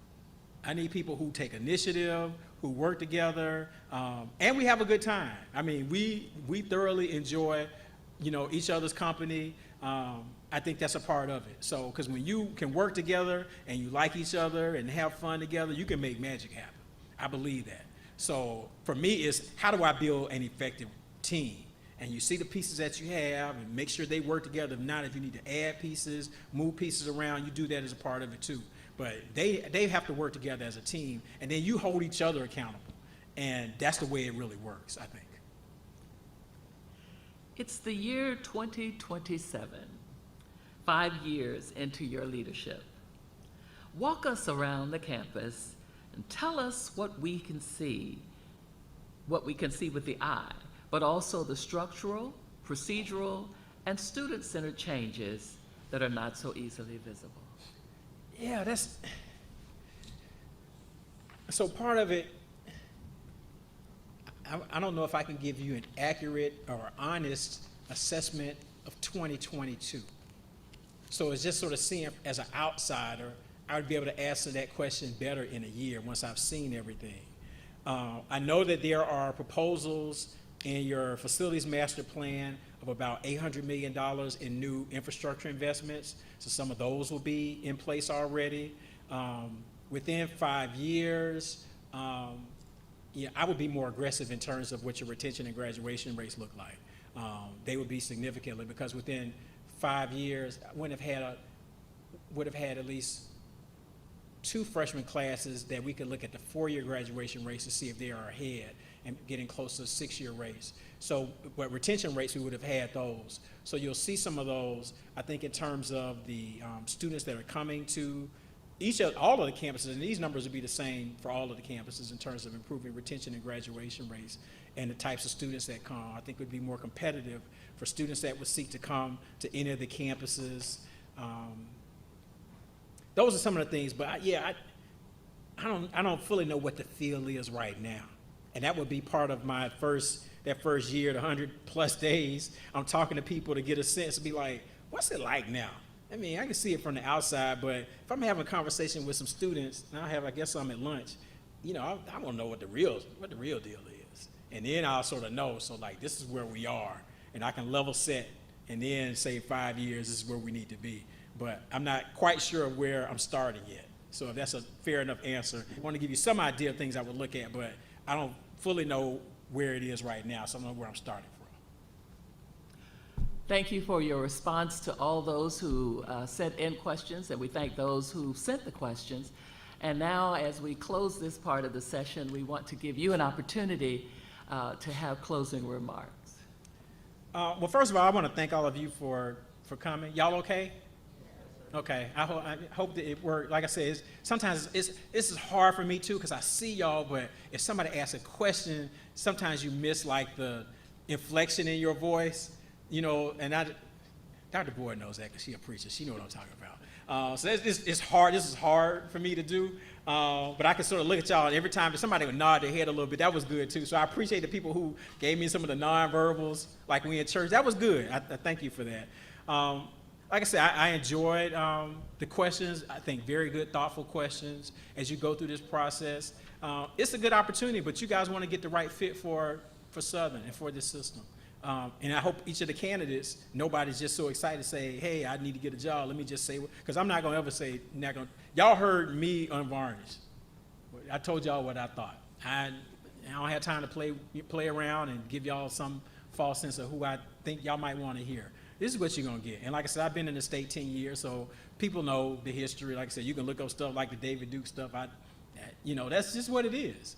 I think that's important. So you just need that kind of conversations you have with all of the candidates to find who is the person that we can rally around, and that person is fully invested in making this system and this campus, what it really can be, to take it to a new level. So I'm just excited to be here and have these conversations, and hopefully y'all will continue to have conversations with each other and with the search firm and the search committee because this institution needs to be successful. I'm not saying I'm the person that necessarily has to do that. My ego is not that big. I just offer myself as someone for y'all to really look at as an opportunity. And if it is a good fit, we can make this thing happen. So I just thank you for being here. I appreciate you. Thank you for your time.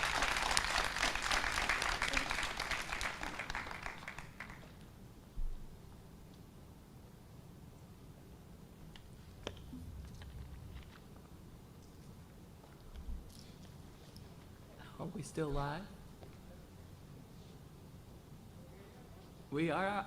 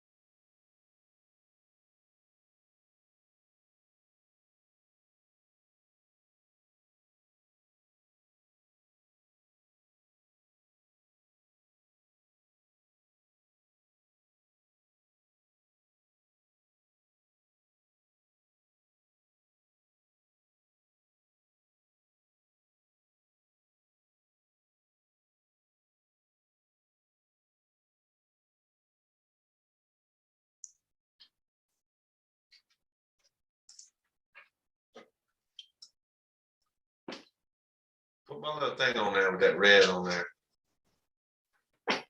You can come in, but I don't really want to deal with nobody.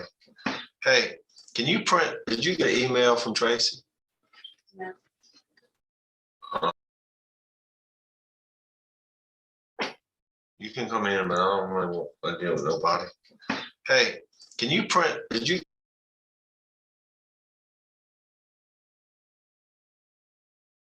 No.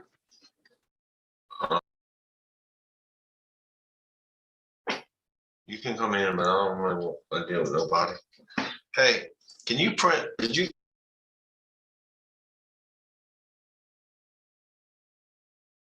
No.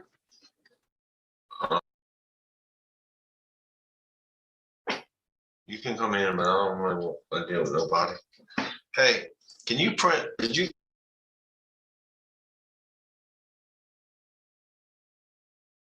No. You can come in, but I don't really want to deal with nobody. Hey, can you print? Did you?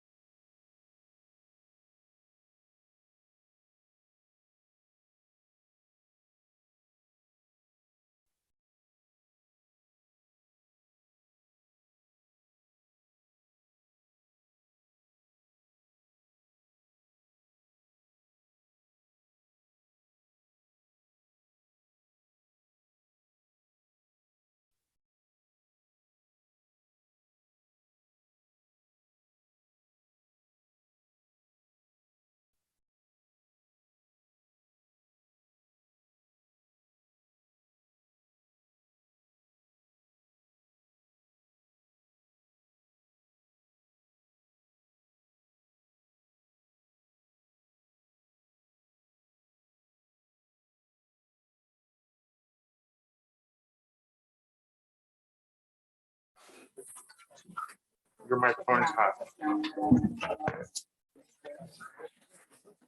Good afternoon, everyone. No. I'm going to call this meeting of the Southern Board of Supervisors to order to interview our first candidate, Dr. Walter Kimbrough.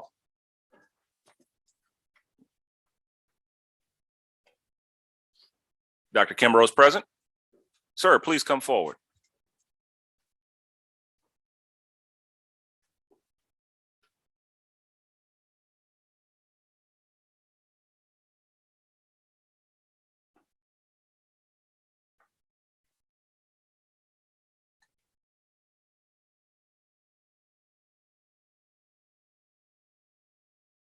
Dr. Kimbrough, if at any time you want to take a load off and have a seat during this, you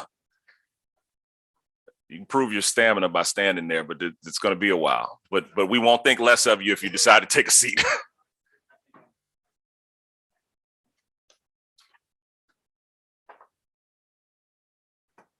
Brandon, do I need a roll call on this one?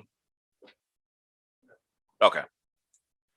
Dr. Kimbrough, thank you for submitting yourself to this process. I know it's been a long and arduous one, and we appreciate you taking the time. I also want to commend our search committee. One of our co-chairs, Mr. Al Harrell, is here, and his fellow co-chair, Tim Barfield, did a great job and spent a lot of time working to narrow down the finalists. And I want to let you know that we really appreciate the job that you have done. So let's not belabor this and let's move forward. Dr. Kimbrough, and for all of those watching on Zoom, the process will be this. The board will ask a number of questions of the candidates today, Dr. Kimbrough, and we will have a final vote on our meeting set for February 18th. So just so everyone knows, we will have 3 days of interviews today through Thursday, and our final decision will be on the 18th of February. So Dr. Kimbrough, we'll start off with the questions. I'll start with my vice chair. Dr. Whitfield. Dr. Kimbrough, good to see you. Full disclosure to the board, it's been some years ago, Dr. Kimbrough invited me to Philander, the hip hop prez, invited the hip hop doc to speak to his students, and I appreciated that. We bumped into each other in the airport, I believe it was, and he had seen me on CNN, and I'd seen him on MSNBC or what have you, and we talked and decided to come and speak to his students. So good to see you again, Doc. Yes, sir. By way of introduction, Doc, could you please take a few minutes to tell us about yourself and why at this point in your career you believe that you are the right person to serve as the next president chancellor of the Southern University system and Southern University Baton Rouge campus? Right. So first of all, good afternoon to everyone, and thank you for having me to participate in this process.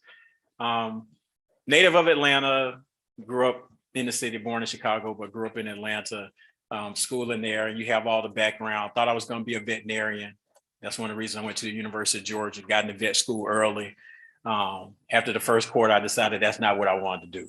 So I was trying to figure out what I might want to do, and had a conversation with Walter Washington, who was the president of Alcorn State for years, and said, I think I might one day want to be a college president. So he sort of put me on that path that led to this and the administrative roles that I've had over time. Had a chance to become president of Philander Smith in 2004. So I'm in my 18th year as a college president. Two presidencies that are longer than 7 years. I think the average length of a presidency these days is about 6 years. So that's 2 long terms. And when I got to the beginning of this year, I started to ask myself, what else is there to do? I grew up a United Methodist preacher's kid, and the United Methodist Church talks about this itinerant system, that after a period of time, the congregation for that pastor needs something different at a different point in time. So going into this 10th year, I was like, Dillard's at a different place. We were still a lot of Katrina recovery. We're at a different place now. So what's next for me? How does the institution grow, but how do I grow as a person? And so I decided in August to announce that this would be my last year. 10, I thought was a good number. I was telling Dr. Boyd, I had a conversation with Janetta Cole, who did the same thing at Spelman College. And I thought that was a good number. So it's time to go through a process to figure out what was next. I thought a lot about this as an opportunity when I heard it would be one.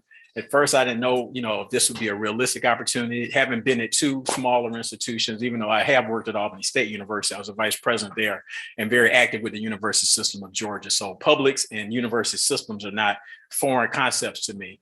But having a chance to think about it over the break and based on a lot of the work I've done here in Louisiana and the connections, I thought this might be a good opportunity to do something at a different level.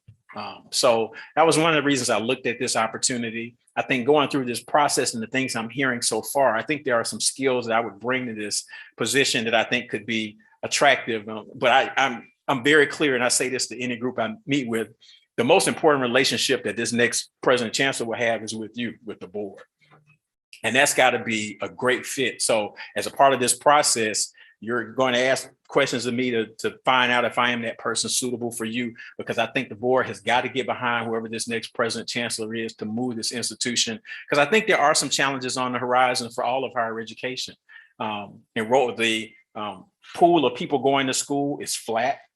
For African Americans, it's actually dipping. Everybody thinks they're going to jump into the online market and do well. That's not going to happen either, because you have people like Southern New Hampshire that they're calling the Amazon of higher education, that they have a massive system built up and a technology infrastructure that you can't sort of halfway do online on the side and be competitive. So you have to have somebody that's going to come in and say, what are we going to be known for? What's going to be our academic bedrock for the institution? How do we build that? How do we craft out a unique role in the marketplace that people want to come and be a part of, not only this campus, but the constituent institutions as well. And so I think that kind of thinking is probably what I could bring to this type of position, just based on the work, as I indicated in, you have my vita, every place I've been, I look at the numbers. This is where we started. This is where we were when I left. I like to move those numbers and be held accountable for that. So it's an exciting time, I think, for this system and for the campus here in Baton Rouge. And I think that I could be a good option in terms of you looking to say, how do we move this system and this institution forward? Thank you. Mr. Rutledge. Afternoon rather, Dr. Kimbrough, and welcome to Southern University. Thank you. What 3 initiatives have you implemented as a higher education administrator that you would categorize as innovative? So the first one, I would give as a caveat. I think a lot of what we do in higher education is we look at what institutions are doing and we craft it for our context. I did my PhD at Georgia State. Georgia State started a program that they call Panther Retention Grants. You could have $500. You could help people stay in school. But there was really no private institution doing anything like that. We did the same thing at Dillard that we called the SAFE program. One of our alums, Cynthia Butler McIntyre, when she was coming off as president of Delta Sigma Theta, helped seed that program with $50,000. We raised probably over $3-4 million now. And this is money to close the unmet need gap. So right before I started at Dillard, and I believe on using a lot of data, they did a study, I guess it's December 2011, that said the #1 reason students do not return to Dillard was not academic preparation. It wasn't the first year GPA at Dillard. It was unmet financial need. So we started these grants. We were doing $1,000 to $2,000. We saw our retention rate jump as well as our graduation rate. That was innovative for us because we met a need based on what the data indicated. To say that was one of the things that we talked about doing. I'll reference something. Once again, there's a lot of people doing these kinds of things, but Dr. Whitfield talked about coming to Dillard. One of the issues to Philander Smith, when I first got there, I looked at the low graduation rates, but particularly for men. Our graduation rate for men when I got to Philander was 11%, 11. And so we really created a Black Male Initiative program that actually got a lot of press nationally for the work we were doing to engage the men on that campus, to make sure that they felt like they were part of the campus. That rate by the time I left was over 40%. It was actually higher than the all Black male graduation rate for anybody for all of higher education. And that's a population that was close to 80% Pell Grant eligible. So programs like that and bringing in the different speakers to really focus on the men was, I think, very important as one of those innovative programs that we did. I guess the last thing I'll mention, and once again, I think the way that we went about it was pretty innovative. For years there, I guess it's not too long ago, we started having Giving Tuesdays. It's a big national program that the first Tuesday after Thanksgiving, people do as fundraisers. And so we started the first year and just said, let's just try it and see. You know, maybe we'll raise like $30,000. We raised $60,000. And we're like, oh, well, let's keep adding. So every year I would come up with a number that was higher and higher and higher. This past year, we raised $1.3 million in 24 hours. And part of what we did was we combined matches with matching grants. We had a major donor that would do $500,000. In terms of our social media that we use, we really maximize social media to get people to participate. We have sometimes years would have special celebrity endorsers that do that. So we match social media. We have some old school, you know, telephone calls. We use all those things together. And so for a school of our size to raise $1.3 million in 24 hours is innovative, because you don't see, there are a lot of big institutions that don't raise that much money in Giving Tuesday. So those are, I think, 3 examples I would use. Thank you. Thank you, sir. Mr. Lawson. Good afternoon. Good afternoon. Good to see you. Thank you. I'd like to know what major metrics do you consider as important? And can you cite the changes that you made that drove this the improvement at your university? Yeah, that's relates to the metrics. Yeah, good question. So there are lots of different metrics that you can use. I get excited and starting to dig into these numbers. On surface levels, for our institutions in particular, we look at retention and graduation rates. That's going to be one of the things. I think the thing that we don't do well in terms of HBCUs is contextualize our numbers. So for example, every year I can pull data from Education Trust, and I break up institutions based on the percentage of Pell Grant eligible students, because your graduation rate correlates directly to how many Pell Grant students you have. If your student population is 60% or more Pell Grant eligible, the average graduation rate is 28 to 30%, okay? So at Dillard, when I first got to Dillard, our graduation rate, 6-year graduation rate was 24%. And people are just like, that's not good. I'm talking to foundations and corporate, that's not good. But the thing I kept telling people is, it's based on a cohort 6 years after they start. That 6-year rate was based on the students that started 7 weeks before Hurricane Katrina. So that's why I tell, sometimes people use the metrics and they don't give the full explanation. The numbers by themselves don't tell you the whole story. So you've got to have that as context. You have to have as context the percentage of Pell Grant students that you have. So we've taken it from 24%. I think the latest numbers are 50%. So some of the other strategies I just talked about in terms of the SAFE fund and those kinds of things, all of that helps. So you look at retention and graduation rates, but you have to use the context as well. You just can't say, well, LSU has a graduation rate of this. Yeah, but they only have about 20% Pell Grant eligible. So you're not measuring, apples and apples. So that's a part of what you have to be able to do in terms of some of those metrics. So you look at those. There are some new organizations now that are looking at return on investment. The center at Georgetown, they do that, and you can go through and pull through to see where the institutions are in terms of how they look at return on investment. They're doing it 40 years out. So once they figure out how much you have paid for tuition and fees, how much debt you're in, 40 years out, how much have you made in terms of, I guess, net positive. So you can look at those, and those kinds of metrics are being viewed a lot. So where do we look? And I've looked at those numbers for the institutions in the system. So those would be a couple that I look at. You look at social mobility, which has been a really good one for HBCUs lately. How many of your students that start in the lower socioeconomic bracket move up to higher levels? HBCUs do really well in terms of that. The New York Times had a big database to have that. So the schools in the system look good in terms of that kind of conversation. So there are lots of different ways that you can look at, those kind of metrics. For athletics, you got in terms of the people, your graduation rate for those students and being eligible, simple things just like how many championships do you win over a period of time? It's a smaller number to use, but you use those as well. So I think there are lots of creative ways that you can use data. In every place I like to start with those numbers. It could be simply, what's your alumni giving rate? When I started at Dillard, it was 4%. We got up to 23%. It dropped because of the pandemic, but last year we were at 17%. It's still much higher than the national average. So those are the kinds of numbers that we look at. So you can find lots of different ways to look at those numbers, but then to put those numbers in context is also important. So you're having an honest conversation about what you have. So I'm always interested in saying, where are the numbers? What's like a national benchmark for us to work toward? How do we get there? What kind of programs do we need to implement policies, those kinds of things? So I can talk numbers all day long. Thank you. Dr. Tarver. Well, let's not talk about numbers, let's talk about leadership. All right.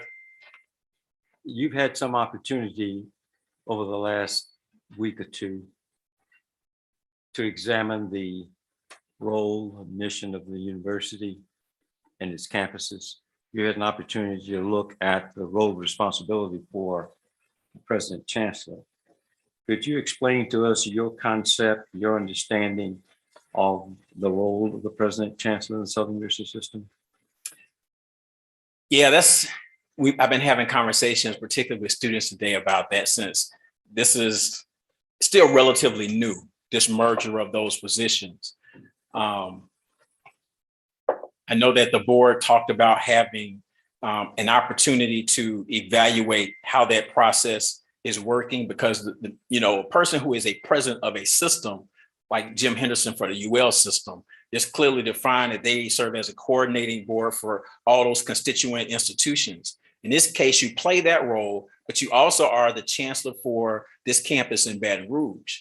And I don't have a clear understanding as to how that merger has been implemented, how people feel about it. I do know, talking from the students want to make sure they feel like this chancellor is my person. And so I don't know if you want to call it selfishness, but there is a sense of pride to say, this is our person. They're connected with us. And how do they spend time doing things with us? And so what that balance looks like, that's something that even from the outside, I've looked at some things on paper, but practically how it's being operated, I don't have a good sense of that at this point. And I think that's an important conversation to have. How do you make that effective? Is there enough autonomy from the constituent chancellors to do the kind of work that they need to do? Because I think that, once again, just hearing today from the students very strongly, they want that person who is in this role to make sure they're spending enough time with them on this campus. So like I said, I've seen on paper what that looks like. Practically, I don't know. I don't have a good sense of that. So, that's the answer I would have to give you at this point in time. I don't know what kind of evaluation has been done. And I think whoever comes into this role, one of the first things they have to do is to have that conversation to figure out, how do you maximize both of those roles in such a way? And I think there has to be significant autonomy for those campus chancellors to really, do what needs to be done. I don't know how this operationally, or how it's operationalized in reality today. So I've sort of seen it. I've heard some new things today, so I'm not sure. Thank you. Dr. Davis. Yes, Dr. Kimbrough, I see that from your curriculum vitae here that you have a bachelor's of science in agriculture and a major in biology. Explain that. So yeah, my degree is from the College of Agriculture. As I indicated, I wanted to be a veterinarian, and Georgia has one of the best vet schools in the country. So my plan was to do 3 years undergrad, get into vet school early, and then do the 4 years of vet school. So I did 3 years undergrad, got in vet school early, and then after the first quarter decided I did not want to be a veterinarian. But I took poultry science classes. I took dairy science classes. So that's part of this. Is interesting to me to sort of connect with some of those, being the city boy, but I'm out on the farm doing things in Athens, Georgia. So that's just part of my background. I went to a math and science high school academy magnet program. So I always did projects with breeding rabbits as a part of my science projects every year. So that's just part of my background. Okay. Oh, do I get that one? Sir, if you want to follow up, yes, sir. Well, that really wasn't a question. That was just an explanation. My question is, Southern University system is a land grant system, an 1890 land grant system. I know you had a degree from an 1862 institution. So how do you see yourself fitting in with this 1890 land grant university that's working with a lot of people who are resource poor? Right. Well, you know, there is that association, those 1890s, I think is chaired now by the president at Virginia State. You immerse yourself to learn that culture in terms of the kind of issues that they're addressing. But it's not just the people that are resource poor that the 1890s work with. I'd say that's a part of the entire HBCU ecosystem that we're dealing with resource poor people. The whole HBCU environment is 2/3 Pell Grant eligible. So not just the 1890s, but all the students that we serve for the campus here, and then students in Shreveport and in New Orleans, the same kind of issue. So there are some things to be learned in terms of how the 1890s are addressing some of those needs and their service areas to address those issues. But to me, it's broader than that. I think it's the entire HBCU sphere deals with under-resourced. I say HBCUs are under-resourced institutions that serve under-resourced people. I think for a fact, that's what it is. So yeah, you just have to, like I said, there is a strong organization that works in that regard, and a new person's got to come in and get engaged with that group. Reverend Tolman. Yes.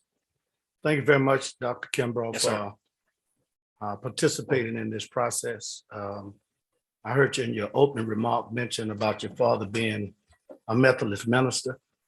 And you may not know, but I'm a pastor also. The only thing is, I hope my members didn't listen at what you were saying about the itinerant minister system, how they move around. Because Sunday, I will have been at my church as a pastor for 38 years, so I don't want them to hear that. Right, getting the ideas. Yeah, all right. Might have a committee waiting on me. Sunday. My bad, I'm sorry. But the historically Black university system, for which you're applying to become the president chancellor, has campuses that are located in economically challenged communities, whether it be New Orleans, here in Baton Rouge, or in Shreveport. What do you envision for the role of the universities in economic development in these economically challenged communities around our state? Yeah, no, I think that there are lots of opportunities. I know that each has an opportunity to engage closely with their regional chambers. You know, I have a chance to work with SUNO a lot because we both are part of the GNO Inc. chamber, and thinking about ways to have those institutions engage the community. They have the business incubator program at SUNO as a part of that. They're actually, I just got an email.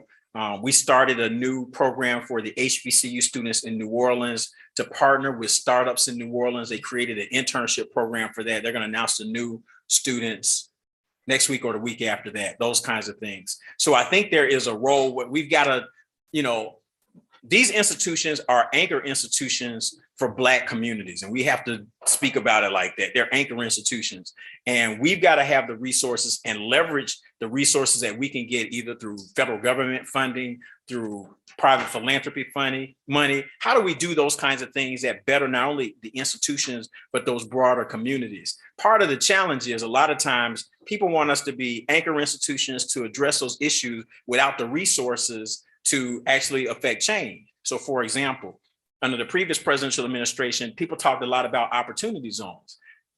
That sounds really good. There are some places, Dillard wasn't in the opportunity zone. There are some HBCUs that are in the opportunity zones, but you have to have the capital to go in to even take advantage of the opportunity.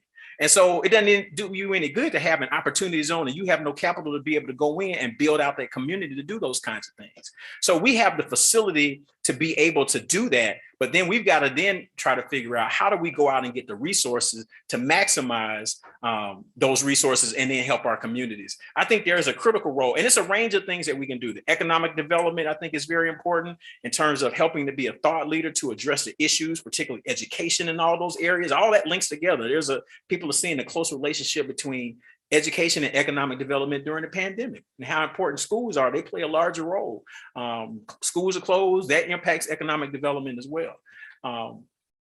So I think they're working closely with those different entities across the state and in those cities. And so the person in this role has to ensure that you're engaged in all those three major urban areas to help address those issues. What role does the institution play? But then you've got to make sure you have the resources to do that as well. And I think a lot of times we try to solve everything and stretch ourselves thin. And there's sometimes as a president, you just say, we can't do that. My folks are stressed thin. I don't have the resources to do it. I don't have enough resources to do everything I need to do right now, just on campus. So then to be able to go out and say, I'm going to fix all the problems in the city, that becomes unrealistic. And so you got to realistically have an understanding of what you can do. But I think that there are some opportunities, particularly through the federal government, to be able to infuse some capital to address some of those needs in those communities. So I think there's a lot that has to be able to do, but you have to make sure you got the capacity on your campus to do the kinds of things that need to happen there first before you know, it's like on the plane, put the oxygen mask on yourself first before you start putting it on other people.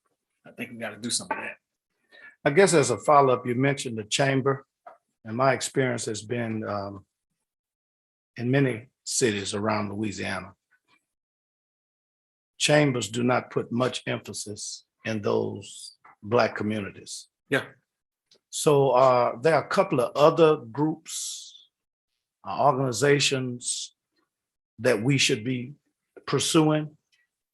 And I understand the resource issue. You know, it's almost like unfunded benefit to have an opportunity zone, but no money to fund anything, any idea.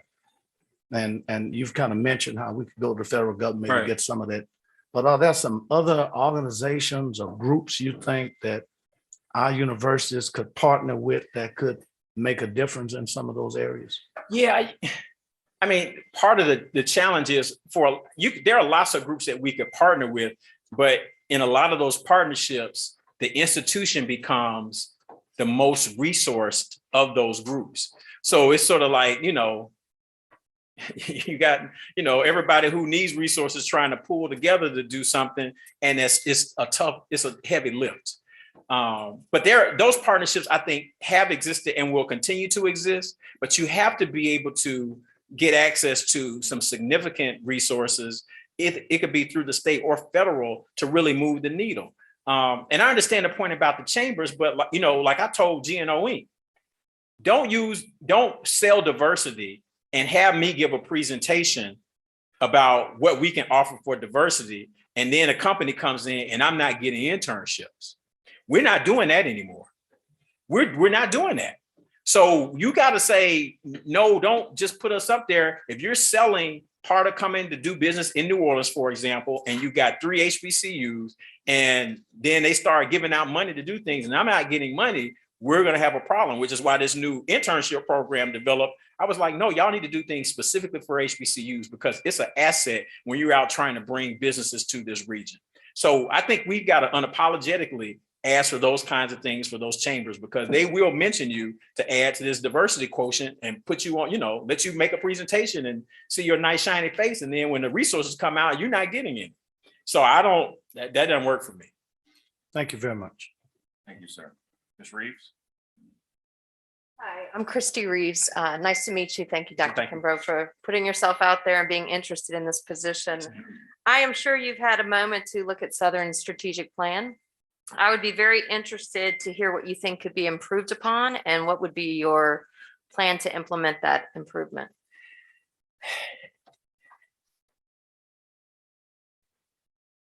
So once again, to a previous question, we looked at some of the metrics. I know there's a plan. We look at the Imagine 20,000.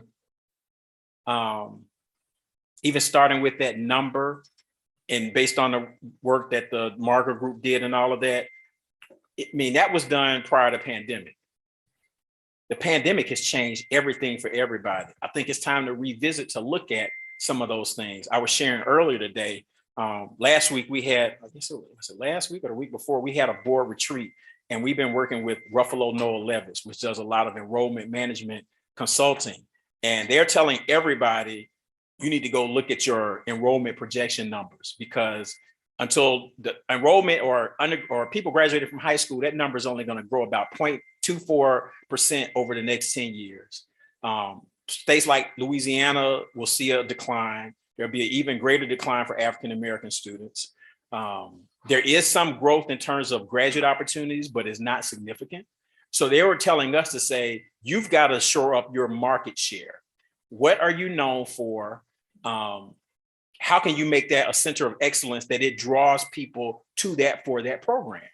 And I think that that's got to be a part of the plan to say, what is this going to be? Because I think I've seen lots of plans where people will give the numbers to say, this is our aspirational growth number. You know, part of that challenge, and I think people want to jump in the pool to say, let's go after the people with some college. There are a lot of people out there like that. The online people who invested in it early are eating up that market. So you take a Southern New Hampshire, and I mention them a lot because that's one I've studied. They spend 20% of their budget on advertising. So you can't halfway say, we're going to grow our enrollment through online, and you don't put any money in advertising like that. I mean, they start off doing like $1 million a year. They're doing over $130 million of advertising right now. The online growth is all in terms of marketing and advertising. So it's hard to really say, I'm going to grow a program when you're not going to put the kind of resources in to make it grow like that when they're out there just eating up the market. And the Western governors and places like that are doing that.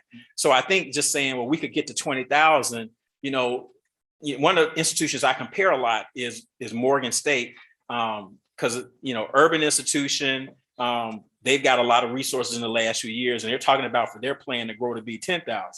So what are we going to do that's exceptionally different to get that level of growth when there's nobody in the country growing like that other than the straight online people? And it's the online institutions that have massive budgets already. They have the infrastructure. So it's not like just saying you can have online, you know, at Southern New Hampshire. If you go online right now and say, I'm interested, in 5 minutes, somebody's calling you. In 5 minutes. They have a warehouse that they bought where they have 1,600 people. It's almost like a telemarketing place. And they're responding to everything just like this all the time. So you can't just say we have online and then you still operate at traditional college pace. You can't compete like that. So there are people who really do this big. So you can't bank on, we're going to grow our enrollment doing online the way we would do on campus when the online people are all in. So those things I think you have to look at. I would be more aggressive in terms of retention and graduation rates because I think they have to be higher and faster. And it's the supports that you have, but it's also, if you have stronger academic programs, you can compete for the stronger students academically. Some of that was in that thoughts report from the consulting group, you know, to sort of build that up. I think you can move it. You can still serve a lot of first generation Pell Grant students, but you have to serve some that know they're coming here, they know why they're here. That's something I just heard from the students. One of the students, she gave me the sermon on it. She was just like, you got people who just here to have a good time, but they won't get involved, blah, blah, blah. That's not good for anybody because then it holds down your rate. And if you're looking at, you know, some of the higher performing public institutions that have graduation rates around 50%, and for the flagship here, it's around 30%, you're cut off on some resources. You're not going to get the Mackenzie Scott gifts, and you're just not going to get that. You got to raise a profile for those kinds of things. So I think you look at all of those things, even in terms of how do you raise a profile in terms of public image. And I know there's some metrics in terms of press releases that you would do, the number of press releases. The thing that you have to do with that is you have to start marketing the kinds of faculty and staff and students that you have to get people to write stories and be interested in what you're doing here. I shared earlier today, because I'm finishing up my tenure at Dillard, I talked to the folks at Meltwater to give me a marketing value or advertising value equivalent. And so what they did, I had them pull out athletics because we don't have football. So I wanted apples to apples comparisons. You know, what is our ad marketing value 2011 versus 2021 based on mentions in popular public media? Okay. 2011, it was $15 million. Last year it was 85 million. Okay. That's free advertising that we get based on, and a lot of that is built on faculty members who are experts that are out there. Some of the work that I do as an expert on HBCUs. During that same period of time for Southern, it was $84,000 in 2011. 1.7 million last year. Southern University Baton Rouge is much bigger than Dillard. I got 85 million versus 1.7. But I'm not spending money to do that. I'm promoting the students, the faculty. We're out there. You all are probably aware of the bomb scares at HBCUs over the last couple of days. I got April Ryan from American Radio Network calling me. And then she texts me like, I need to have a statement from you to talk about. My campus has not had a bomb threat. but she's coming to me as a spokesperson to talk about HBCUs. And I'm doing that at a school with 1,200 people. So that's how you build up the revenue. So those are things I would look at to refine in the strategic plan. COVID has changed everything. So let's go back and look. Let's look at the numbers. Let's sharpen the pencil. These are things we can lean into. There are still some basics, technology. I heard a lot from students about technology, infrastructure, things that need to be done right away. I think those are higher priorities. But there's a lot in there to go now. And I think it's fair to do. I think it's hard to plan out to 2030. I'm really scared to do that now because things are changing so fast. And COVID has taught a lot of us that you sort of want to plan for something, but any day now they could say we got a new variant and that changes everything. So I wrestle a good bit with the strategic plan. It's a lot of good stuff in there. I think you need to refine some of the numbers, change some things as well. But it's a good blueprint to start off on some things. That's just some of my take on what I got from it. Thank you. Yeah. Ms. Smith? Yes. Will you please describe your leadership style and how would you build a strong leadership team for Southern University system and for Southern University campus of Baton Rouge? Right. Mhm. I've always described myself as a participatory leader. It's like being one of those, I like sports analogies, player, coach, somebody that's on the floor. I'm very engaged and I want to play a role that's appropriate in both of those roles. For each of those levels, for a system and for the campus, you've got to have talented people. I always reference my friend Norman Francis, who's just like, get the best people you can get and get out their way. Let them do what they need to do. And I've always done that. I've had great teams at every institution I've been at. They can operate on their own. I play an appropriate role, but that frees us up to be creative and to be engaged. So I'm visible. I play the roles that I need to play. I was telling the group earlier today, we talked about admissions and recruiting. When it comes to admissions, the admissions director is my boss. Whatever she asks me to do, I do, because she is the expert. So she's like, Dr. Kimbrough, I need you to do this. I got a family that came to campus. Can you come say hello? I do whatever she asks me to do. That's my role, to do that if we're going to really get the kind of students that we want in our institution. So I play a role as a team member too. I don't get caught up in the title of being president or chancellor. That's the title, but I got to do the work. And some of the work that I need to do is not going to just be ceremonial. It's being out with the people doing what needs to be done. So I'm a member of the team as well. It's not just but you got to draft a good team. So it's important to create some excitement. So people just like, I want to come work for you. I want to be part of your team. And my teams have fun. We work hard. We get along well. When we fight. And then we get back together and do what we need to do. But I believe in being a participant in terms of that leadership. Mr. Fondale. Ms. Smith, will you finish? I'm sorry. Thank Mr. you. Fondale. Thank you, sir. Yes. Dr. Kimbrough, thank you for being here on the day. Thank you for presenting yourself also. Yes, sir. 13,000 plus students, 5 different campuses, 3 different land masses. Tell us about your experience that you've had that would put you in the best position to manage this. Yeah, so I mean, that's unique. Unless someone who has been in a system office that have done some of that, there are going to be very few people that have done that. I think, for me, it is looking at what skills do I possess? How would I be able to navigate those 3 land masses? I think would be interesting for me is that I have 10 years in New Orleans, so I have good relationships and ties there. So that's an area that I know well. We'll learn more than to be here to learn this area as well. Spend some time in Shreveport, not a lot. That would be part of it too. It goes back to the previous question. And once again, we talk about what is the role of, the system president. I think about big systems like the University System of Georgia. The president of that system, or I think they call it the chancellor. The chancellor of that system is not involved on the campuses. You might see them once a year if you like.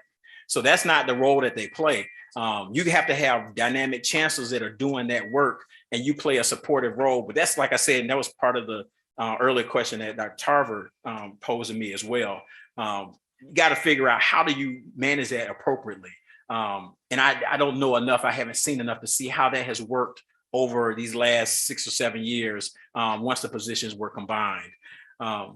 So it's just, I think for me, fully understanding having a good grasp of higher education, understanding the processes, being willing to learn, to connect with other chancellors for the UL system, and you got the new president of the of LSU, and as well as the community technical college system. Two of them I've worked with since I've been here the entire time. So it's learning from other people as well and figuring out what's the best way for us and for me to operate in that space. So I think it's a unique position. I looked around, I was trying to figure out like what's a comparable size system where you have that combined position. I would spend time with the University of Houston system. Their president, she's a chancellor of the system and president at the main campus. She gets phenomenal reviews as one of the best college presidents in America. They have 4 institutions, so they have 4 land masses. I would go spend time and learn from her to figure out what kind of secrets can I learn from her and apply that. So I think that's the way you have to approach it. You have to have a spirit that you're like, I'm not going to know everything. And I don't think anybody does for any institution. So what don't I know what I don't know, and figure out how to apply that. So that's what I would do. What about your operating budget at your institution? In terms of the total amount? Yes, compared to what we have here in Southern. Well, I mean, so if you look at Southern, I looked at the numbers for Southern last night. You know, our operating budget, and this is before I take out financial aid, we're looking at $36 million, which based on the size of Southern here is not 4 times as big. So proportionally, I'm dealing with a larger budget per student than you would here. So it's even broader for the entire system. So, you know, and you got people at the system level and on your campus that primarily work with that. So it's not the president, you know, cutting all the numbers. You still need to understand the budget as a whole, and then look to figure out how are you going to address some of the budget issues. For me, the issue is not the amount of money that you have, it's trying to figure out how do we get the state to have greater investments in public higher education, which I know that every system president has been asking for in this state. I was sharing earlier, there was an announcement yesterday that the governor of Tennessee just gave Tennessee State University $250 million for facilities. And this is on the heels of a report that came out that says the state has really been underfunding them by close to $1 billion. You got to increase that. So if Southern Baton Rouge gets about $20 million from the state a year, and Tennessee State normally gets about $40 million a year, and then FAMU and Morgan and A&T are getting about $100 million a year, that's the challenge that we have. And I think everybody, it's not just going to be the system president or the champ, that's got to be everybody leaning in to say, we got to have the kind of resources. So, you know, there isn't an exponential factor of budget from Dillard to Southern University, Baton Rouge, or even the system, because my budget per student is bigger than any constituent institution in this system. Mr. Chairman Durrell. Good afternoon, Dr. Kimbrough. Yes, sir. So I know that you talked about always having a strong leadership style at your previous institutions where you worked at. Can you describe your leadership style and how you would build a strong leadership style for the system and also for the Baton Rouge campus? So, you know, like I said, it's going out, getting really solid people to build a good team, make sure they understand this is where the institution is trying to go, where the system's trying to go, people who value the people here. I think that's very important. A lot of times I think people feel like people in administrative positions get separated from everyday people and they aren't connected. And I think that's very important. I mean, I don't know who's watching, but there are a couple of women at Dillard that I say, they talk to me crazy all of the time. One of them is our director of special events, and the other is the woman who manages the president's house. So I never, you know, get too big in my britches, as people would say. I think that's important to be a leader, to understand and have access for everybody. That's part of it. And you build a team that understands that too, that's important. But I think a lot of that you have to model. I think I model that. I think you could ask anybody on any campus where I've been president. That's just how I roll. There's no secret to that. I want to be engaged with people in a meaningful way, that we work together. We have a common goal and vision for an institution, and we work together to make that happen. And so I think the leader has to talk about that, but they have to model that too. So you can say all the good things and it sounds good, but if you don't do it, it doesn't move the people, it doesn't make things happen. So that's important for me to model that behavior and to operate like that. Okay. And do you believe that there's an area of improvement needed in your leadership style? Yeah, part of it is, and I think for a position like this, you got to be able to continue to navigate a lot of politics that are involved in these kind of positions. Yeah, I like to just deal with the facts and move on. There are other factors that are involved sometimes that you have to work on those as well. So you got to do some of that maneuvering, and that's going to be new. You don't have as much of that in private institutions you do for publics, but there still is some too. So, but that's something that would be a bigger part of a position like this and how it's set up. So that would be an area that I would have to spend more time working on. Yeah. You want to follow? You want to follow from here? That's fine. I noticed that both Mr. Gerald and I asked the same question. And I guess the missing part is with you having to lead and be responsible for both the system and the flagship campus for Southern University system, in which is Baton Rouge. And I'm listening to how involved you are. That's commendable. But what if you had 2 or 3 important things that came to you at once? How would you handle that? Well, for me, once again, if you have to make sure, I mean, I can have that happen where I am right now. You have to make sure you have competent people at each of those levels that are responsible so they can bounce these ideas off you. So if it's something that affects the system, they can present it to the president to say, we're dealing with this, and they can start making recommendations about what needs to be done versus somebody for the campus to say, we're dealing with this issue and how do we have to look at that? They are separate, they link together. Like I said, this is interesting because it still is new that these positions have been combined. And so I think there are a lot of lessons to be learned other places and to learn here from Dr. Belton to say, how does this work? What doesn't work well? So I'm not 100% sure, but I think if you have good people in leadership roles, they're able to do that, bounce those ideas off of you as a president if you have to make the final decision or to weigh in on that. But you really expect your teams, and I think in a role like this, you got to have good people at that senior leadership level because you are bouncing between the two. And as I indicated, and as your SGA president will attest to, I heard that loud and clear from students. They want their chancellor here to be connected with them. If I didn't hear anything else, I heard that over and over and over and over again. So that has to, you got to figure out how to do that. That's just important. So it can't be, so dependent on the president or chancellor making all the decisions. I don't do that now at a school with 1,200 people. It's impossible to do that with, as you said, 5 campuses, 3 land masses, and 13,000 people. You just can't do that. So if that's the expectation, this person is set up to fail because you cannot do that effectively. It is not going to happen, particularly when you have your loudest constituents saying, I need some time. I need some time. So I'm just telling you, that's what they said to me. Y'all can ask him later. But I heard that over and over and over again for an hour and a half. Ms. Smith, you good? One more question. Yes, ma'am. So let me ask you, if there was an emergency both at the system level and at the Baton Rouge land campus level, how would you prioritize?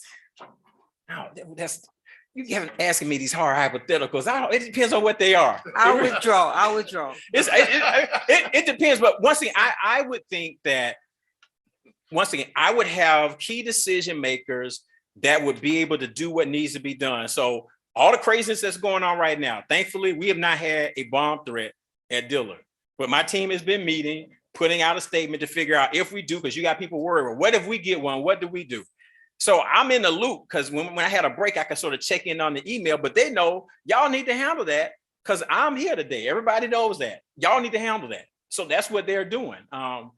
Now, if something, I don't even want to speak that. So if something does happen, then I'd have to figure out what to do at that point in time. But once again, I'm going to trust that I have people who can make those things happen. It can't be so dependent on the single solitary leader, particularly in a position like this, where you got these two constituent parts. People have got to be able to stand on their own 2 feet and get some stuff done. Because you just can't be successful if you're the linchpin for everything to happen in both situations. That I find that to be untenable. Thank you. Mr. Bartholomew? Yes, thank you. Welcome to the Jaguar Land. I Yes, sir. appreciate the devil coming over. Yeah, right. I have several students of mine that graduated from there. as Yes, well. okay, all right. Mr. Bartholomew, So ask him about Kimbrough- his cufflinks. No, I don't want to do that. I don't. I'll show them to it. I'll show you. I got a little Jaguar on the cufflinks. He can't for that reason. You told him. But that's all right. Dr. Kimbrough, again, I'd like to welcome you to this, and it's a very, very special job that we are seeking, person we're seeking, and meet certain qualification and standards and aggressiveness. I guess my question is, what incentives or projects do you see you encompassing the first year as president of the system and as chancellor of this campus? What would be the most important thing you think that you need to? Yeah, good question. No, the first year, I think you got to spend that year learning the culture and the people of this campus and those constituent entities.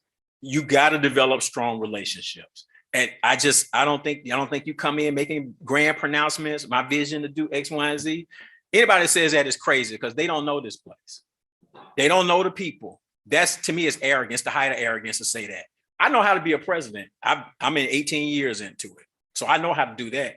I don't know enough about this campus or the constituent institutions to say what we need to do. For this campus, I've done this both places, and it would be a monumental task to do here, but I would still do it.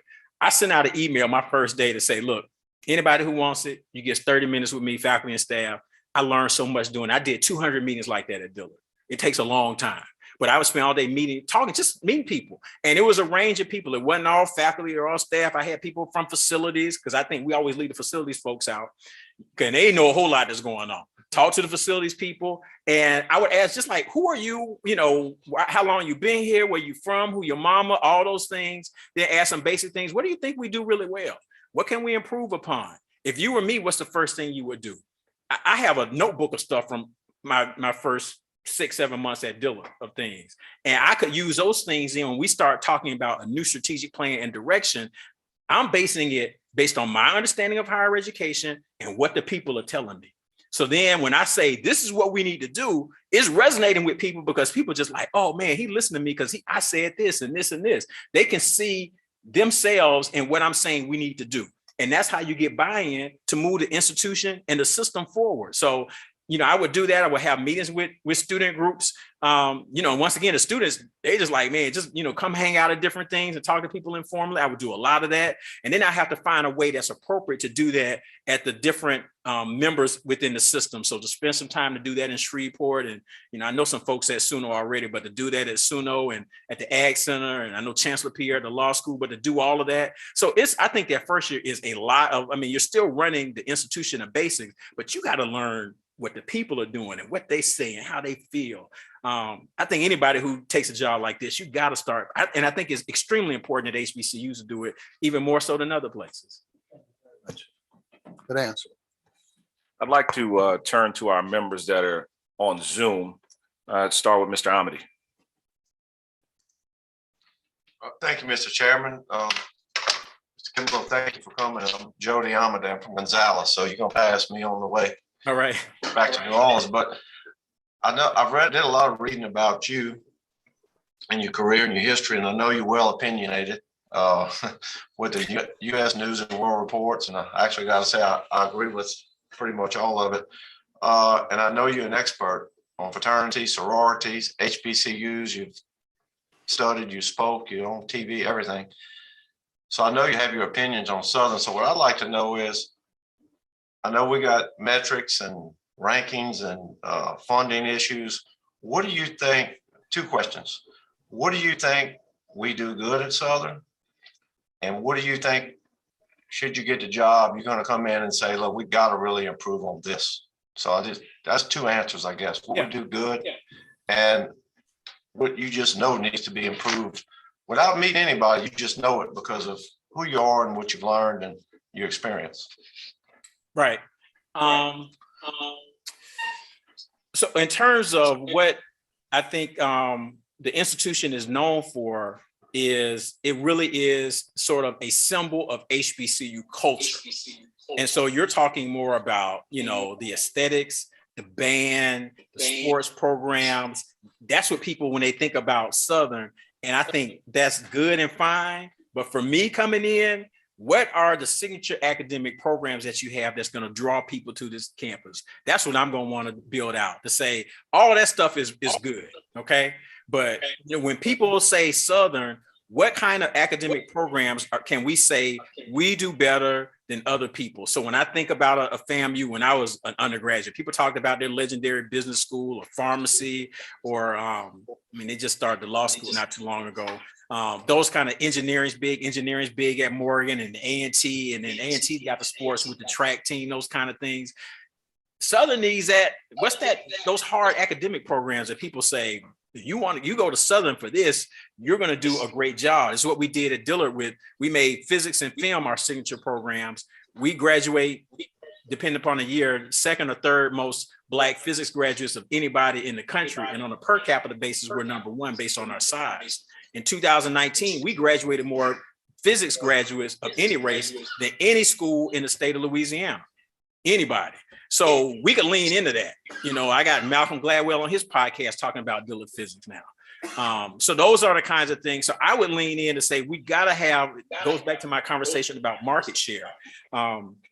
I think we've got to do some of that. And I learned some more things today. I mean, students talked a lot about some of the technological upgrades that are needed in terms of how we process things. There were some things in that strategic plan report that need to be addressed. So I think there's a lot of low-hanging fruit, but we've got to make the decision to say we're going to really start to address those and build out a stronger academic profile. So that's, you know, that's the way that I see it. But it's just in terms of HBCU culture, people will lift that up, but it's still pretty surface. And we need to get to a deeper substantive level about what the institution is and what we do. For our members on Zoom, please mute your mic after asking your question. Mr. Hilliard? Mr. Amity, mute your mic, please. There you go. It's too loud in here. I'm not going to be able to ask a question. Just keep going. I'm sorry. Thank you, sir. Ms. Williams? Thank you, Mr. Chair, and welcome to Southern, to the Hip Hop Press. Full disclosure, Dr. Kimbrough and I served together on the Sewage and Water Board Selection Committee, so I dare not ask how he handles crisis.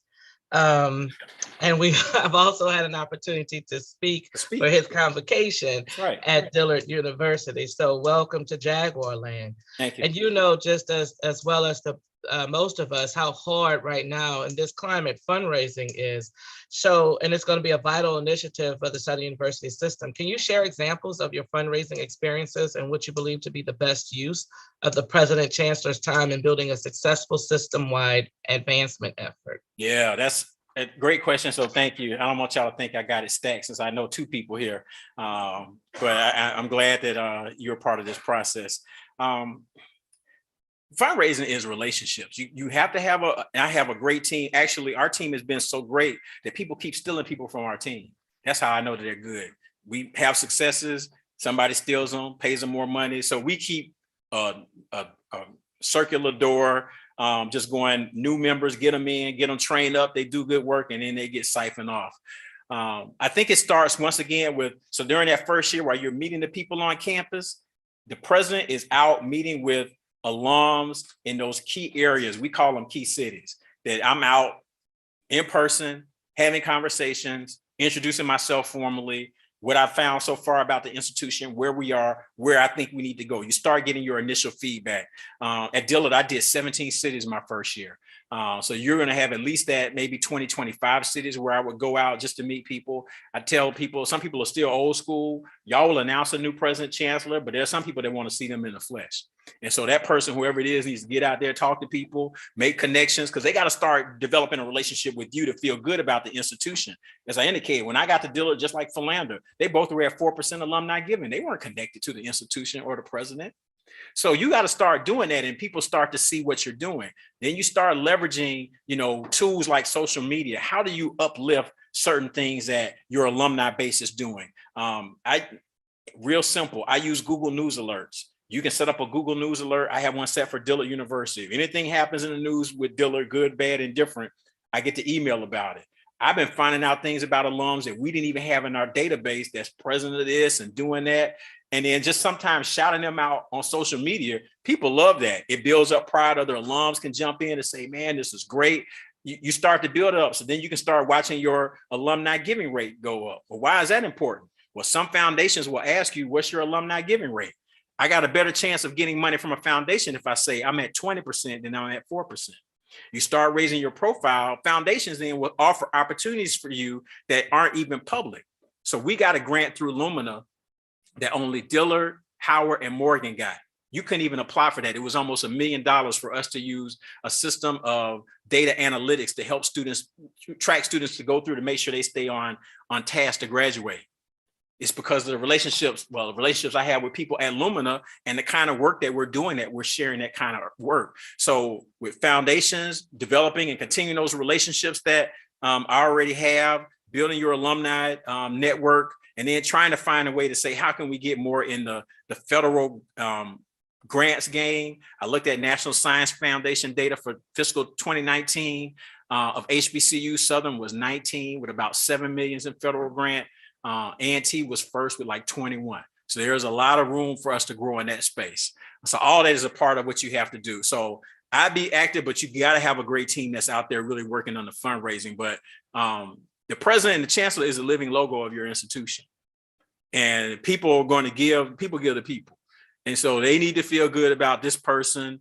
So that's a part of this job, this election, that you have. Is this going to be somebody we select that people feel good about, they get behind, and they're like, we're going to support. And then alums start opening different doors, and you get major donors that you never had before because you're out there and you're sharing the news and you're helping to present a positive image of the system as well as this campus. But it's even more important for public institutions now, because public institutions are essentially funded in many ways like privates. I mean, you get about 20% of your budget from the state. There was a time when I was in grad school, the formula was public institutions got 75% of their funding from the state. You're funded almost like a private. So the old adage was, we called them state funded institutions. Then we start calling them state supported. Then we called them state assisted. Then we just said they just state located. So that's where we're moving in the same direction. So you got to have a little bit more of a private hustle. And so being at a private institution, I'm not getting any state money. I got to hustle for everything I get. Thank you, Ms. Williams. Mr. Gillum. Thank you, Mr. Chairman. And again, it's a pleasure to meet you, Dr. Kimbrough. Yes, sir. I followed you and all the fine work that you have done over the years there at Dillard. Indeed, I'm located in Shreveport, Louisiana, probably the furthermost point you can probably travel in the state of Louisiana and still be in Louisiana. I'm 15 miles from the Texas border. Real pleasure to have you interested in this position. I noted in your statement that you indicated that Pell Grant institutions, Pell Grant students who are basically first generation college going students. This represents, of course, most of our traditional clientele. And of course, you indicated the fact, or you cited the fact that the persistence rate or the graduation rate still appears to be reasonably low. Mm-hmm. And as a practitioner, education practitioner, I've always known that fact, but I've always said it doesn't have to be that way. So my question to you is this: what kind of student support infrastructure do you or could you envision to maximize the retention of these students, trying to guarantee the graduation rate of them, the placement, reasonable and meaningful placement of them after they graduate, and other overall measurable success outcomes, because of course, a lot of people, when they generally think in terms of that last end goal of it. Yeah. Of course, if you would touch upon, advisement has always been the key for me in persistence with our clientele. Bad advisement, bad college experience. No counseling services, they probably aren't going to, you get the idea. But if you would expand your response to go beyond just academic accomplishment, Dr. Okay, no, that's good. So I think it starts with you have to set an expectation on the campus. You first start with your faculty and staff that this is the population that we serve. So they have to understand today's students. This is who we serve, the kinds of needs that they have. And I think that the roles are changing. Everything, part of the reason that I think higher education is expensive, and it should be even more expensive at places like HBCUs, is because the students are coming and they're bringing a lot with them that you're not just teaching them when they come to class, they're ready to learn. It's so much that impacts them on a day-to-day basis that you're trying to deal with all of those kind of issues as well. It's very much time intensive, and students are looking to find a place they want to be. I'm going to harp on this because I just had an hour and a half of people telling me, students, they want to be connected. They want to be connected. That's time intensive, and you can't just rush everybody through. It changes up your day, but you've got to start creating an environment where people feel connected to the institution, because that's all the research will indicate that. If I just come to Southern and I don't know anybody, it's easy for me just to drop out after a semester. Like, it don't really matter whether I finish school or not. So it's somebody who knows you're here, knows you have a place here. All of that, I think, is very important. So you have to set that tone at the top, and you continue to reinforce that every chance you get to have to that. You got to set the tone with students who are coming to the institution. You are not just coming here to have a good time. And you got to start wanting to make sure you get students who are coming to say, I am coming, and this is a stop on the way for me to do whatever is next. If they just coming to get away from mama, as we should say at Philander Smith, we had people coming from Illinois. They wanted 3 hots and a cot. That's a recipe for disaster in terms of graduation and retention, because they just there to get out of the house. I mean, back then they had an arrangement before I got there with some of the court systems in Illinois. They like either go to college or go to jail. Well, who's going to say I'm going to jail? I mean, so that's what you're getting. They're like, I'm avoiding jail, so let me just come down there, but they weren't going to be engaged meaningful in the life of the institution. So you can still have students who have a lot of academic or financial need, first generation, but you have to insist on being serious students too. You just can't say whosoever will come, because you're never going to move your needle on that. So you got to really get in and tell students, this is what we expect. You got to start being able to recruit some students who are serious about academics, because that's going to help build up your brand. You need those students. Everybody needs them. So that's a part of it. And then you try to figure out, are there different opportunities? Are there some grant programs that you can have that will help with student support, build out those staffs? I think that's very important. Is there a way that you can leverage the technology? Like I said, the system we use with EAB that does data analytics that helps. So when people are going off track, you can sort of, deal with those issues. I think that's a part of it as well. Those are costly. So you've got to mix in. If you can get grants to do those, that's really great. And I think there are probably some opportunities to do some of that as well, particularly in this environment that we're in. But some of it is people just understanding, this is my job. How am I going to connect with people? As a faculty member, how do I connect with my students in a different way? Because students want to be connected, that they're missing from class. I mean, that's old school. My mom taught religion at Clark Atlanta, and she taught their 80s going into the 90s. And I mean, that's old school. You used to call people, why weren't you at class? We got to do some of that. I think that's very important to be able to do. So those are all the things that I would look at. So you can move like I've been 2 places that have moved the needle. So I believe it can be done. It always doesn't mean you have to have a lot of money to do it. I think money does help, particularly if you have a gap in unmet need. And I haven't seen any data on that for you, but I'm sure you got some with unmet need. But you got to have some folks that are really committed to what needs to happen for those students. So it's elbow grease type work. Thank you, Mr. Gillum. Turn back to Dr. Whitfield. Walter, we had a rough couple of years. This pandemic was rough. Shout out to all the frontline workers that are listening as well. As president of Dillard, have you ever had a crisis on the campus? Probably not of this level, but something separate than the pandemic. And if so, how did you handle it? And what did you learn from that experience? And nothing. I mean, even, for us, for the pandemic, we handled it, I think, extremely well. We never closed. We always had students who stayed on campus. Even when it first hit in 2020, we had students stay because they couldn't go home. It's just, home was not a good place to be. We kept open all that last year, because I had students, we did a survey with UNCF and 80% of our students said they want to be on campus. I had a young man email me. He said, look, I'm safer in New Orleans in the pandemic than I am being at home in Chicago. And I wasn't gonna argue with him on that. That was a deep conversation to have. So that, the most, I think, crisis that we would have had if you would have called that, and I had somebody ask me about this earlier, is when we hosted the Senate debate and David Duke some kind of way qualified.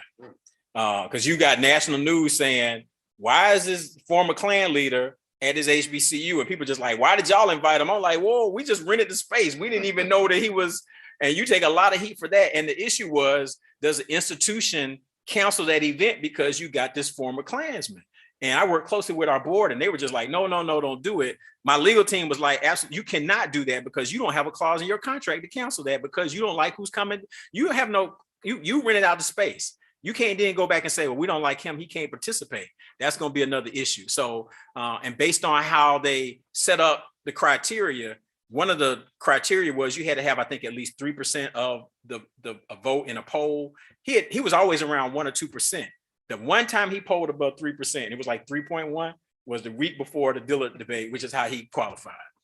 So it was just, I think it was a setup the whole way. It was bad. Folks were mad. Folks were mad at me. I got called all kinds of things. So that's when you just like, oh, I'm not going to look at Twitter tonight. Because it was bad, but we did the right thing. And I had alums that came back because when Duke was in the Klan, he started off at LSU and he was going around the country or around the state talking to people. He was invited to speak at Dillard during the height of the Black Power movement. And I talked to alums who was just like, oh yeah, we wanted to see him. We want to see him because we're going to ask him some questions. It's a different level of, they were like, we're not afraid of you and we're going to get up in you on this. And I appreciated that. So that was really the spirit of the campus. But today people see things like that and they're just like, oh, he's with the Klan. The Klan's going to come on campus. I'm like, this dude is trying to get another 15 minutes of fame because the new white supremacists have emerged. And he's like, wait, they making money. I'm not making any of this. So how do I get back on the stage? So he decided to run. I mean, he's run for governor here before. He got some votes, more than 3%. So it was tough for the campus for a while because you had a lot of outside people weighing in, blah, blah, blah. Like I said, I took the brunt of it, but it was absolutely the right thing to do. Because I think, and the interesting thing here, particularly in the state of Louisiana, there has been a law passed in terms of freedom of speech on college campuses since then too, because people are saying college campuses are very liberal. Y'all aren't letting conservative voices on your campuses. So there is a law in Louisiana about that. I think you've got to have a place for people like that, because I think you have to have a place for people, the next Khalid Muhammad. If you remember, Khalid Muhammad with the Nation of Islam gave his speech at King University in 1992 that caused him to get a censure from the United States House and Senate. Khalid Muhammad started off at Dillard University. He was influenced to join the nation when Farrakhan came and spoke at Dillard. So would I let a Khalid Muhammad speak on Dillard's campus today? Absolutely. Because if you open to free speech, you interrogate all kinds of ideas. I would invite Khalid Muhammad to speak if he were alive, to speak on the campus. That's a part of what we do in higher education. But yeah, you got a lot of, it was funny too, because at one point they were afraid somebody was going to attack me, and they had the police officer sitting outside of my office the next day. And I kept telling them, like, I'm from Southwest Atlanta. I can handle myself. I don't need no police. I told them to go on. I'm not worried about somebody running up on me. And it was interesting too. If any of you know New Orleans, that Friday, it was like a Tuesday or Wednesday. That Friday, my secretary called me into the office. She said, Mama D is here to see you. Mama D, very involved in civil rights, and she died a few years ago. And I was like, oh man, Mama D about to read me the riot act. I was like, prepared for the worst. Mama D came in there, sat down. She was like, baby, don't worry about these people. Because when David Duke was on your campus before, Albert Dent was a president, I had lunch with him. I was just like, man, can I get this tape and show this to everybody? That Mama D basically said, y'all leave me alone. That was like, for me, it was, for me, just all the emotion that you have from that kind of crisis that week, I could just sort of breathe in, because I had this respected elder who Mama D got on everybody. She didn't play. For her to come in and say, when he was here before, I had lunch with him and I went back and forth. So that was really good. But it was tough for our campus to have to balance that. So that to me was, I mean, we've handled COVID extremely well, but that was one of those things that pop up that's not your doing either. And you're just like, man, we got this media firestorm. You're on MSNBC. Rachel Maddow was showing your campus, and I'm in DC at something, and my phone was just blowing up. Like, y'all on MSNBC. That was tough. That was tough. Mr. Rutledge. Thank you, Mr. Chairman. If I may, can I have a follow-up to this question? Okay. Dr. Kimbrough, you referenced in a response to an earlier question, it may have been from Ms. Reeves, regarding how some of the thought leaders in this country and news outlets called upon you. And I think I heard you use the term for your HBCU expertise. Can you unpack that a little bit or expound upon that, please? So one of the things I've really tried to do is to make sure I'm helping to frame a narrative about the value of HBCUs that is authentic. Because there's a lot of people who write and talk about HBCUs, have never led one, they didn't go to one, and it sort of drives a narrative. And so as somebody who has been a president longer than most HBCU presidents now, there is a level of credibility that I know I bring to the table. And I've consistently been able to craft arguments in such a way to help people understand the HBCU experience. One of the people that I've admired over my career was the late Benjamin Mays, who was president of Morehouse from 1940 to 1967. Dr. Mays wrote an editorial every week for 30 years. And that was back when you had to type it out and send it in the mail. I mean, now if I do an editorial, I type it out and email it. Okay. So he was the most prominent HBCU thinker in the history of the country. So a lot of that has inspired me. I went to high school named for Benjamin Mays. My son is named Benjamin after him. So I feel like to me, he's the greatest college president to ever live. But he helped ask those hard questions. So, people we talk about graduation rates. And I wrote a piece once to talk about, you have to look at graduation rates like you look at Olympic diving competitions. In Olympic diving, you do your dive, but there's something called a degree of difficulty. If you just do a standard dive, you have a low degree of difficulty. If you're doing like 4 flips and a spin, it's a higher degree. For HBCUs, you're looking at the score and you say it's lower, your graduation rate is lower, but our degree of difficulty is higher. That whole narrative, I had everybody in the Department of Education using that in speeches, talking about that. When Ted Mitchell was at the Department of Education before he went to ACE, all of those folks use that. So that's part of what I'm trying to help. How do we expand how we talk about HBCUs? And so people refer to a lot of the things I have written about and spoken about HBCUs as not just, the flowery HBCUs were founded at a time, blah, blah, blah. I don't do any of that. I do, here is the stats, here is what we're doing now and why it makes sense and those kinds of things. So I've always tried to give us leverage in how we talk about our institutions, not from a sentimental perspective, but this is what we do now. And if you look at data, and there are more and more studies, particularly since 2015 that have come out that I like to highlight, because there was a 2015 Gallup did a study with Purdue. HBCU grads were better in 5 metrics in terms of, like viability or like in terms of health and in their experiences on the campuses. There are more and more of these studies are coming out. And I just read one the other day that just came out. There are new studies coming out about the value of the HBCU experience. And so what I've been able to do is leverage the attention that I have and understanding of HBCUs to help share that narrative.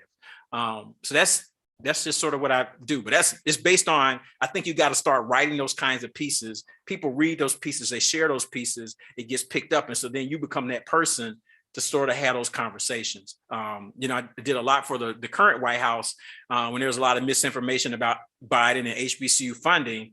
And the person who's over there, African-American media engagement, I think she lined up 4 or 5 interviews that I did for the White House. So that's the kind of work that I've been engaged in. My follow-up, and thank you, Mr. Chairman, for the follow-up, is I read where when you arrived at Dillard, the endowment was hovering somewhere around 47, 48 million. And I think today it's somewhere north of 108 million. Yeah. Frankly, that dwarfs our own reported endowment. Very recently, this board approved a very ambitious capital campaign for the Baton Rouge landmass, which in round numbers is about $800 million. I don't know if you've had an opportunity to look at it, but if you have, I'd like to know, one, do you think it's realistic? And two, if you do think it's realistic, how would you go about championing it as assistant president? So I did look at that strategic plan in terms of the facilities, and I think maybe there was 100 or so million already committed for some of the projects. I viewed it, and the way I saw it is I didn't see that as strictly a fundraising initiative, because I don't see how you go from where your endowment is now to say we're going to do an $800 million capital campaign. Institutions that I'm trying to think which HBCU has done the biggest capital campaign as of recently. They might do, I don't know if A&T just did 200 maybe, but you have to have some lead gifts. The way I looked at that is, how are we going to leverage and get the state of Louisiana to do basically what Tennessee just did for Tennessee State, to start making those kind of, because I think that's how you get to that 800 million. You need some 200 million, some 300 million, those kind of situations to get there. But if you don't have, and part of the infrastructure is, I haven't seen any current numbers for your alumni giving rate. I remember I read something that when Mason was still here, I think he looked at all the alums for the system and he said the giving rate was about 1%. So I don't know what that number is. I think I've seen US news numbers that was closer to 20%. But you got to have higher levels of alumni giving to get there. So the 800 million, I didn't see that as a fundraising. I saw that as, this is what we're going to try to get through appropriations over a period of time to do that. I think it has to be a combination, but it's sort of hard to just say, and at Dillard, we haven't done a capital campaign. We just been trying to make sure we put the fundamentals in place. Dillard, after Katrina, was getting in a lot of money because it was Katrina recovery money. So they sort of styled that into a capital campaign of about $75 million, which is big for us.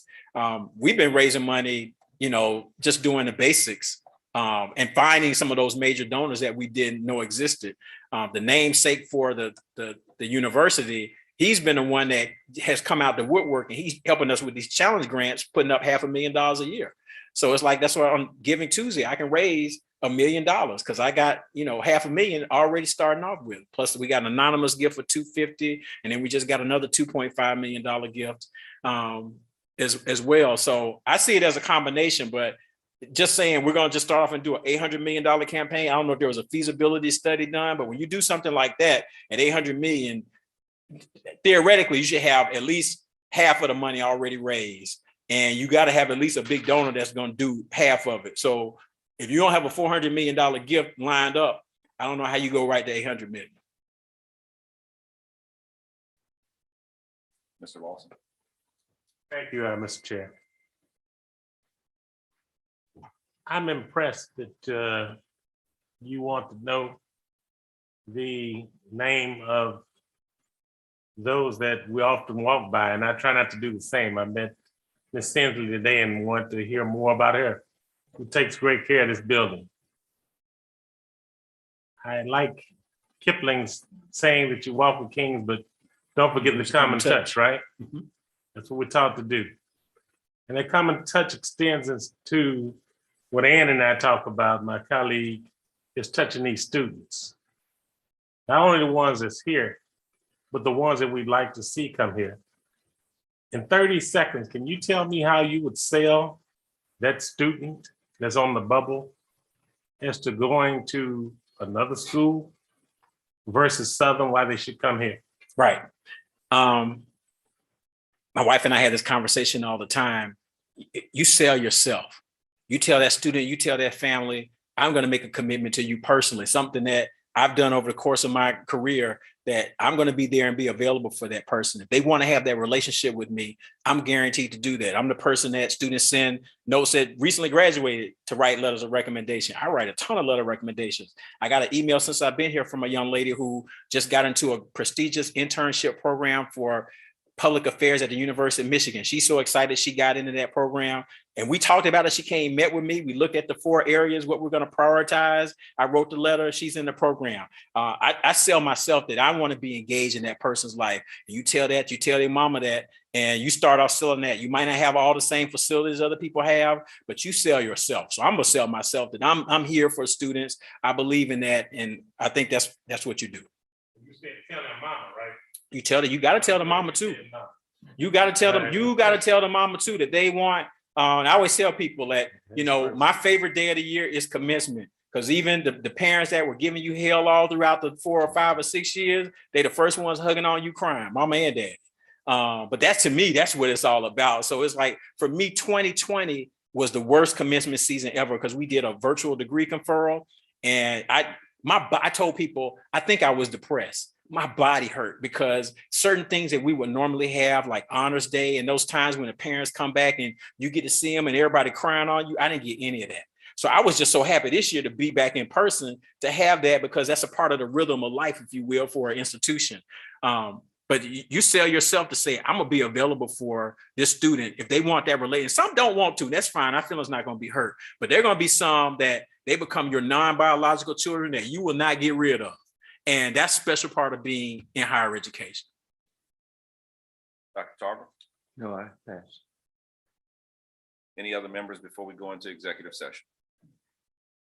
Mr. Taylor Jarrell?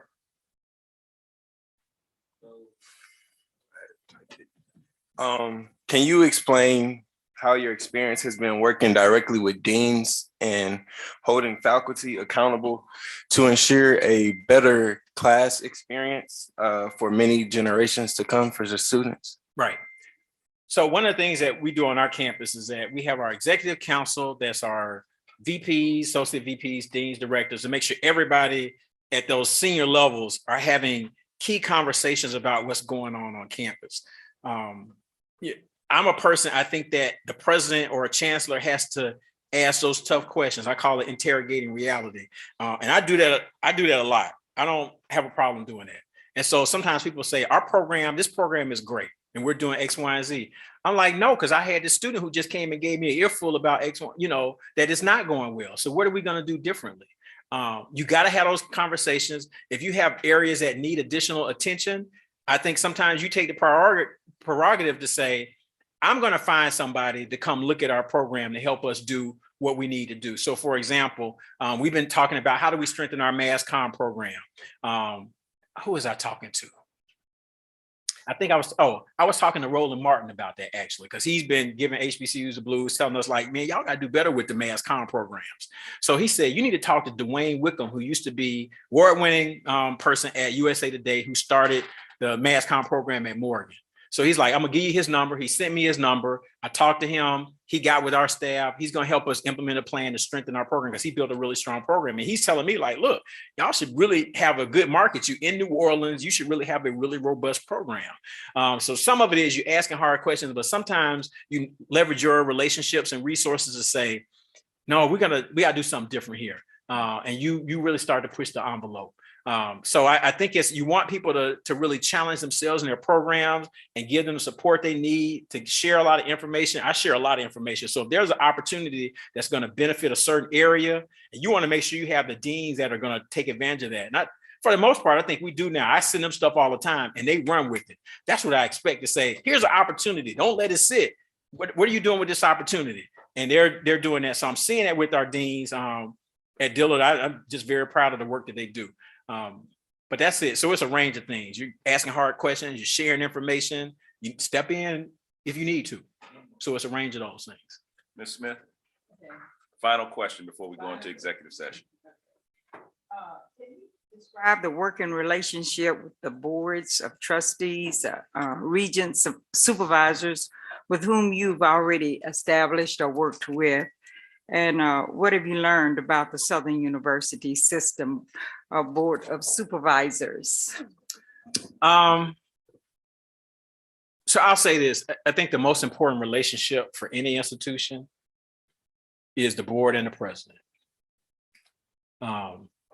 Because the primary role of the board is to hire, evaluate, and fire the president.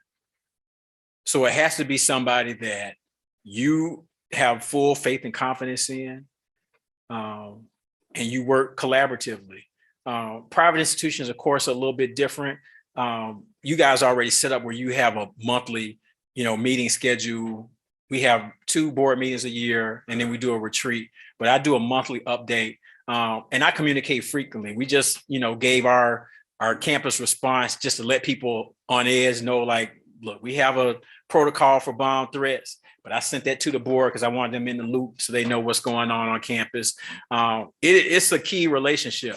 And when the board and the president are on the same page, you can make magic happen. And those are the kind of relationships that I've had. Like I said, it's different because too, at private institutions, the board really populates itself. You can sort of pull out your metrics and say, we got X number of lawyers, we need some doctors, we need some people who are entrepreneurs, versus appointments that are done gubernatorially. So that's a different dynamic in terms of how the groups are put together. So it's navigating that because that's what you have here to work on that. So it's a different dynamic.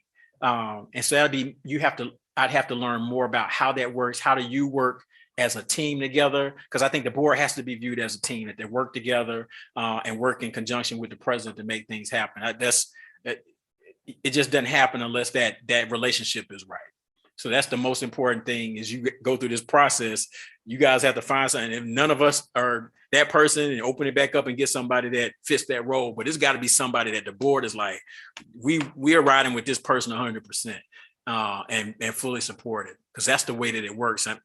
When I first interviewed at Dillard, my first meeting was mostly board members, and I came home from that interview and told my wife, if I get this job, we moving. They understood, they were fully engaged. That's important. That's what makes an institution move. So the board president relationship has got to be right. It's got to be right. Thank you so much, Dr. Kimbrough. We have reached the end of the public portion of this interview. We're going to move into executive session for the final part of the interview, and then the interview will be over. So I'm going to ask for a motion to move into executive session. Moved by Dr. Whitfield, second by Ms. Reeves. Mr. DeQueer, could you do a roll call for the vote, please? Chairman Shorty. Aye. Vice Chairman Whitfield. Board Member Attorney Des Moines Rutledge.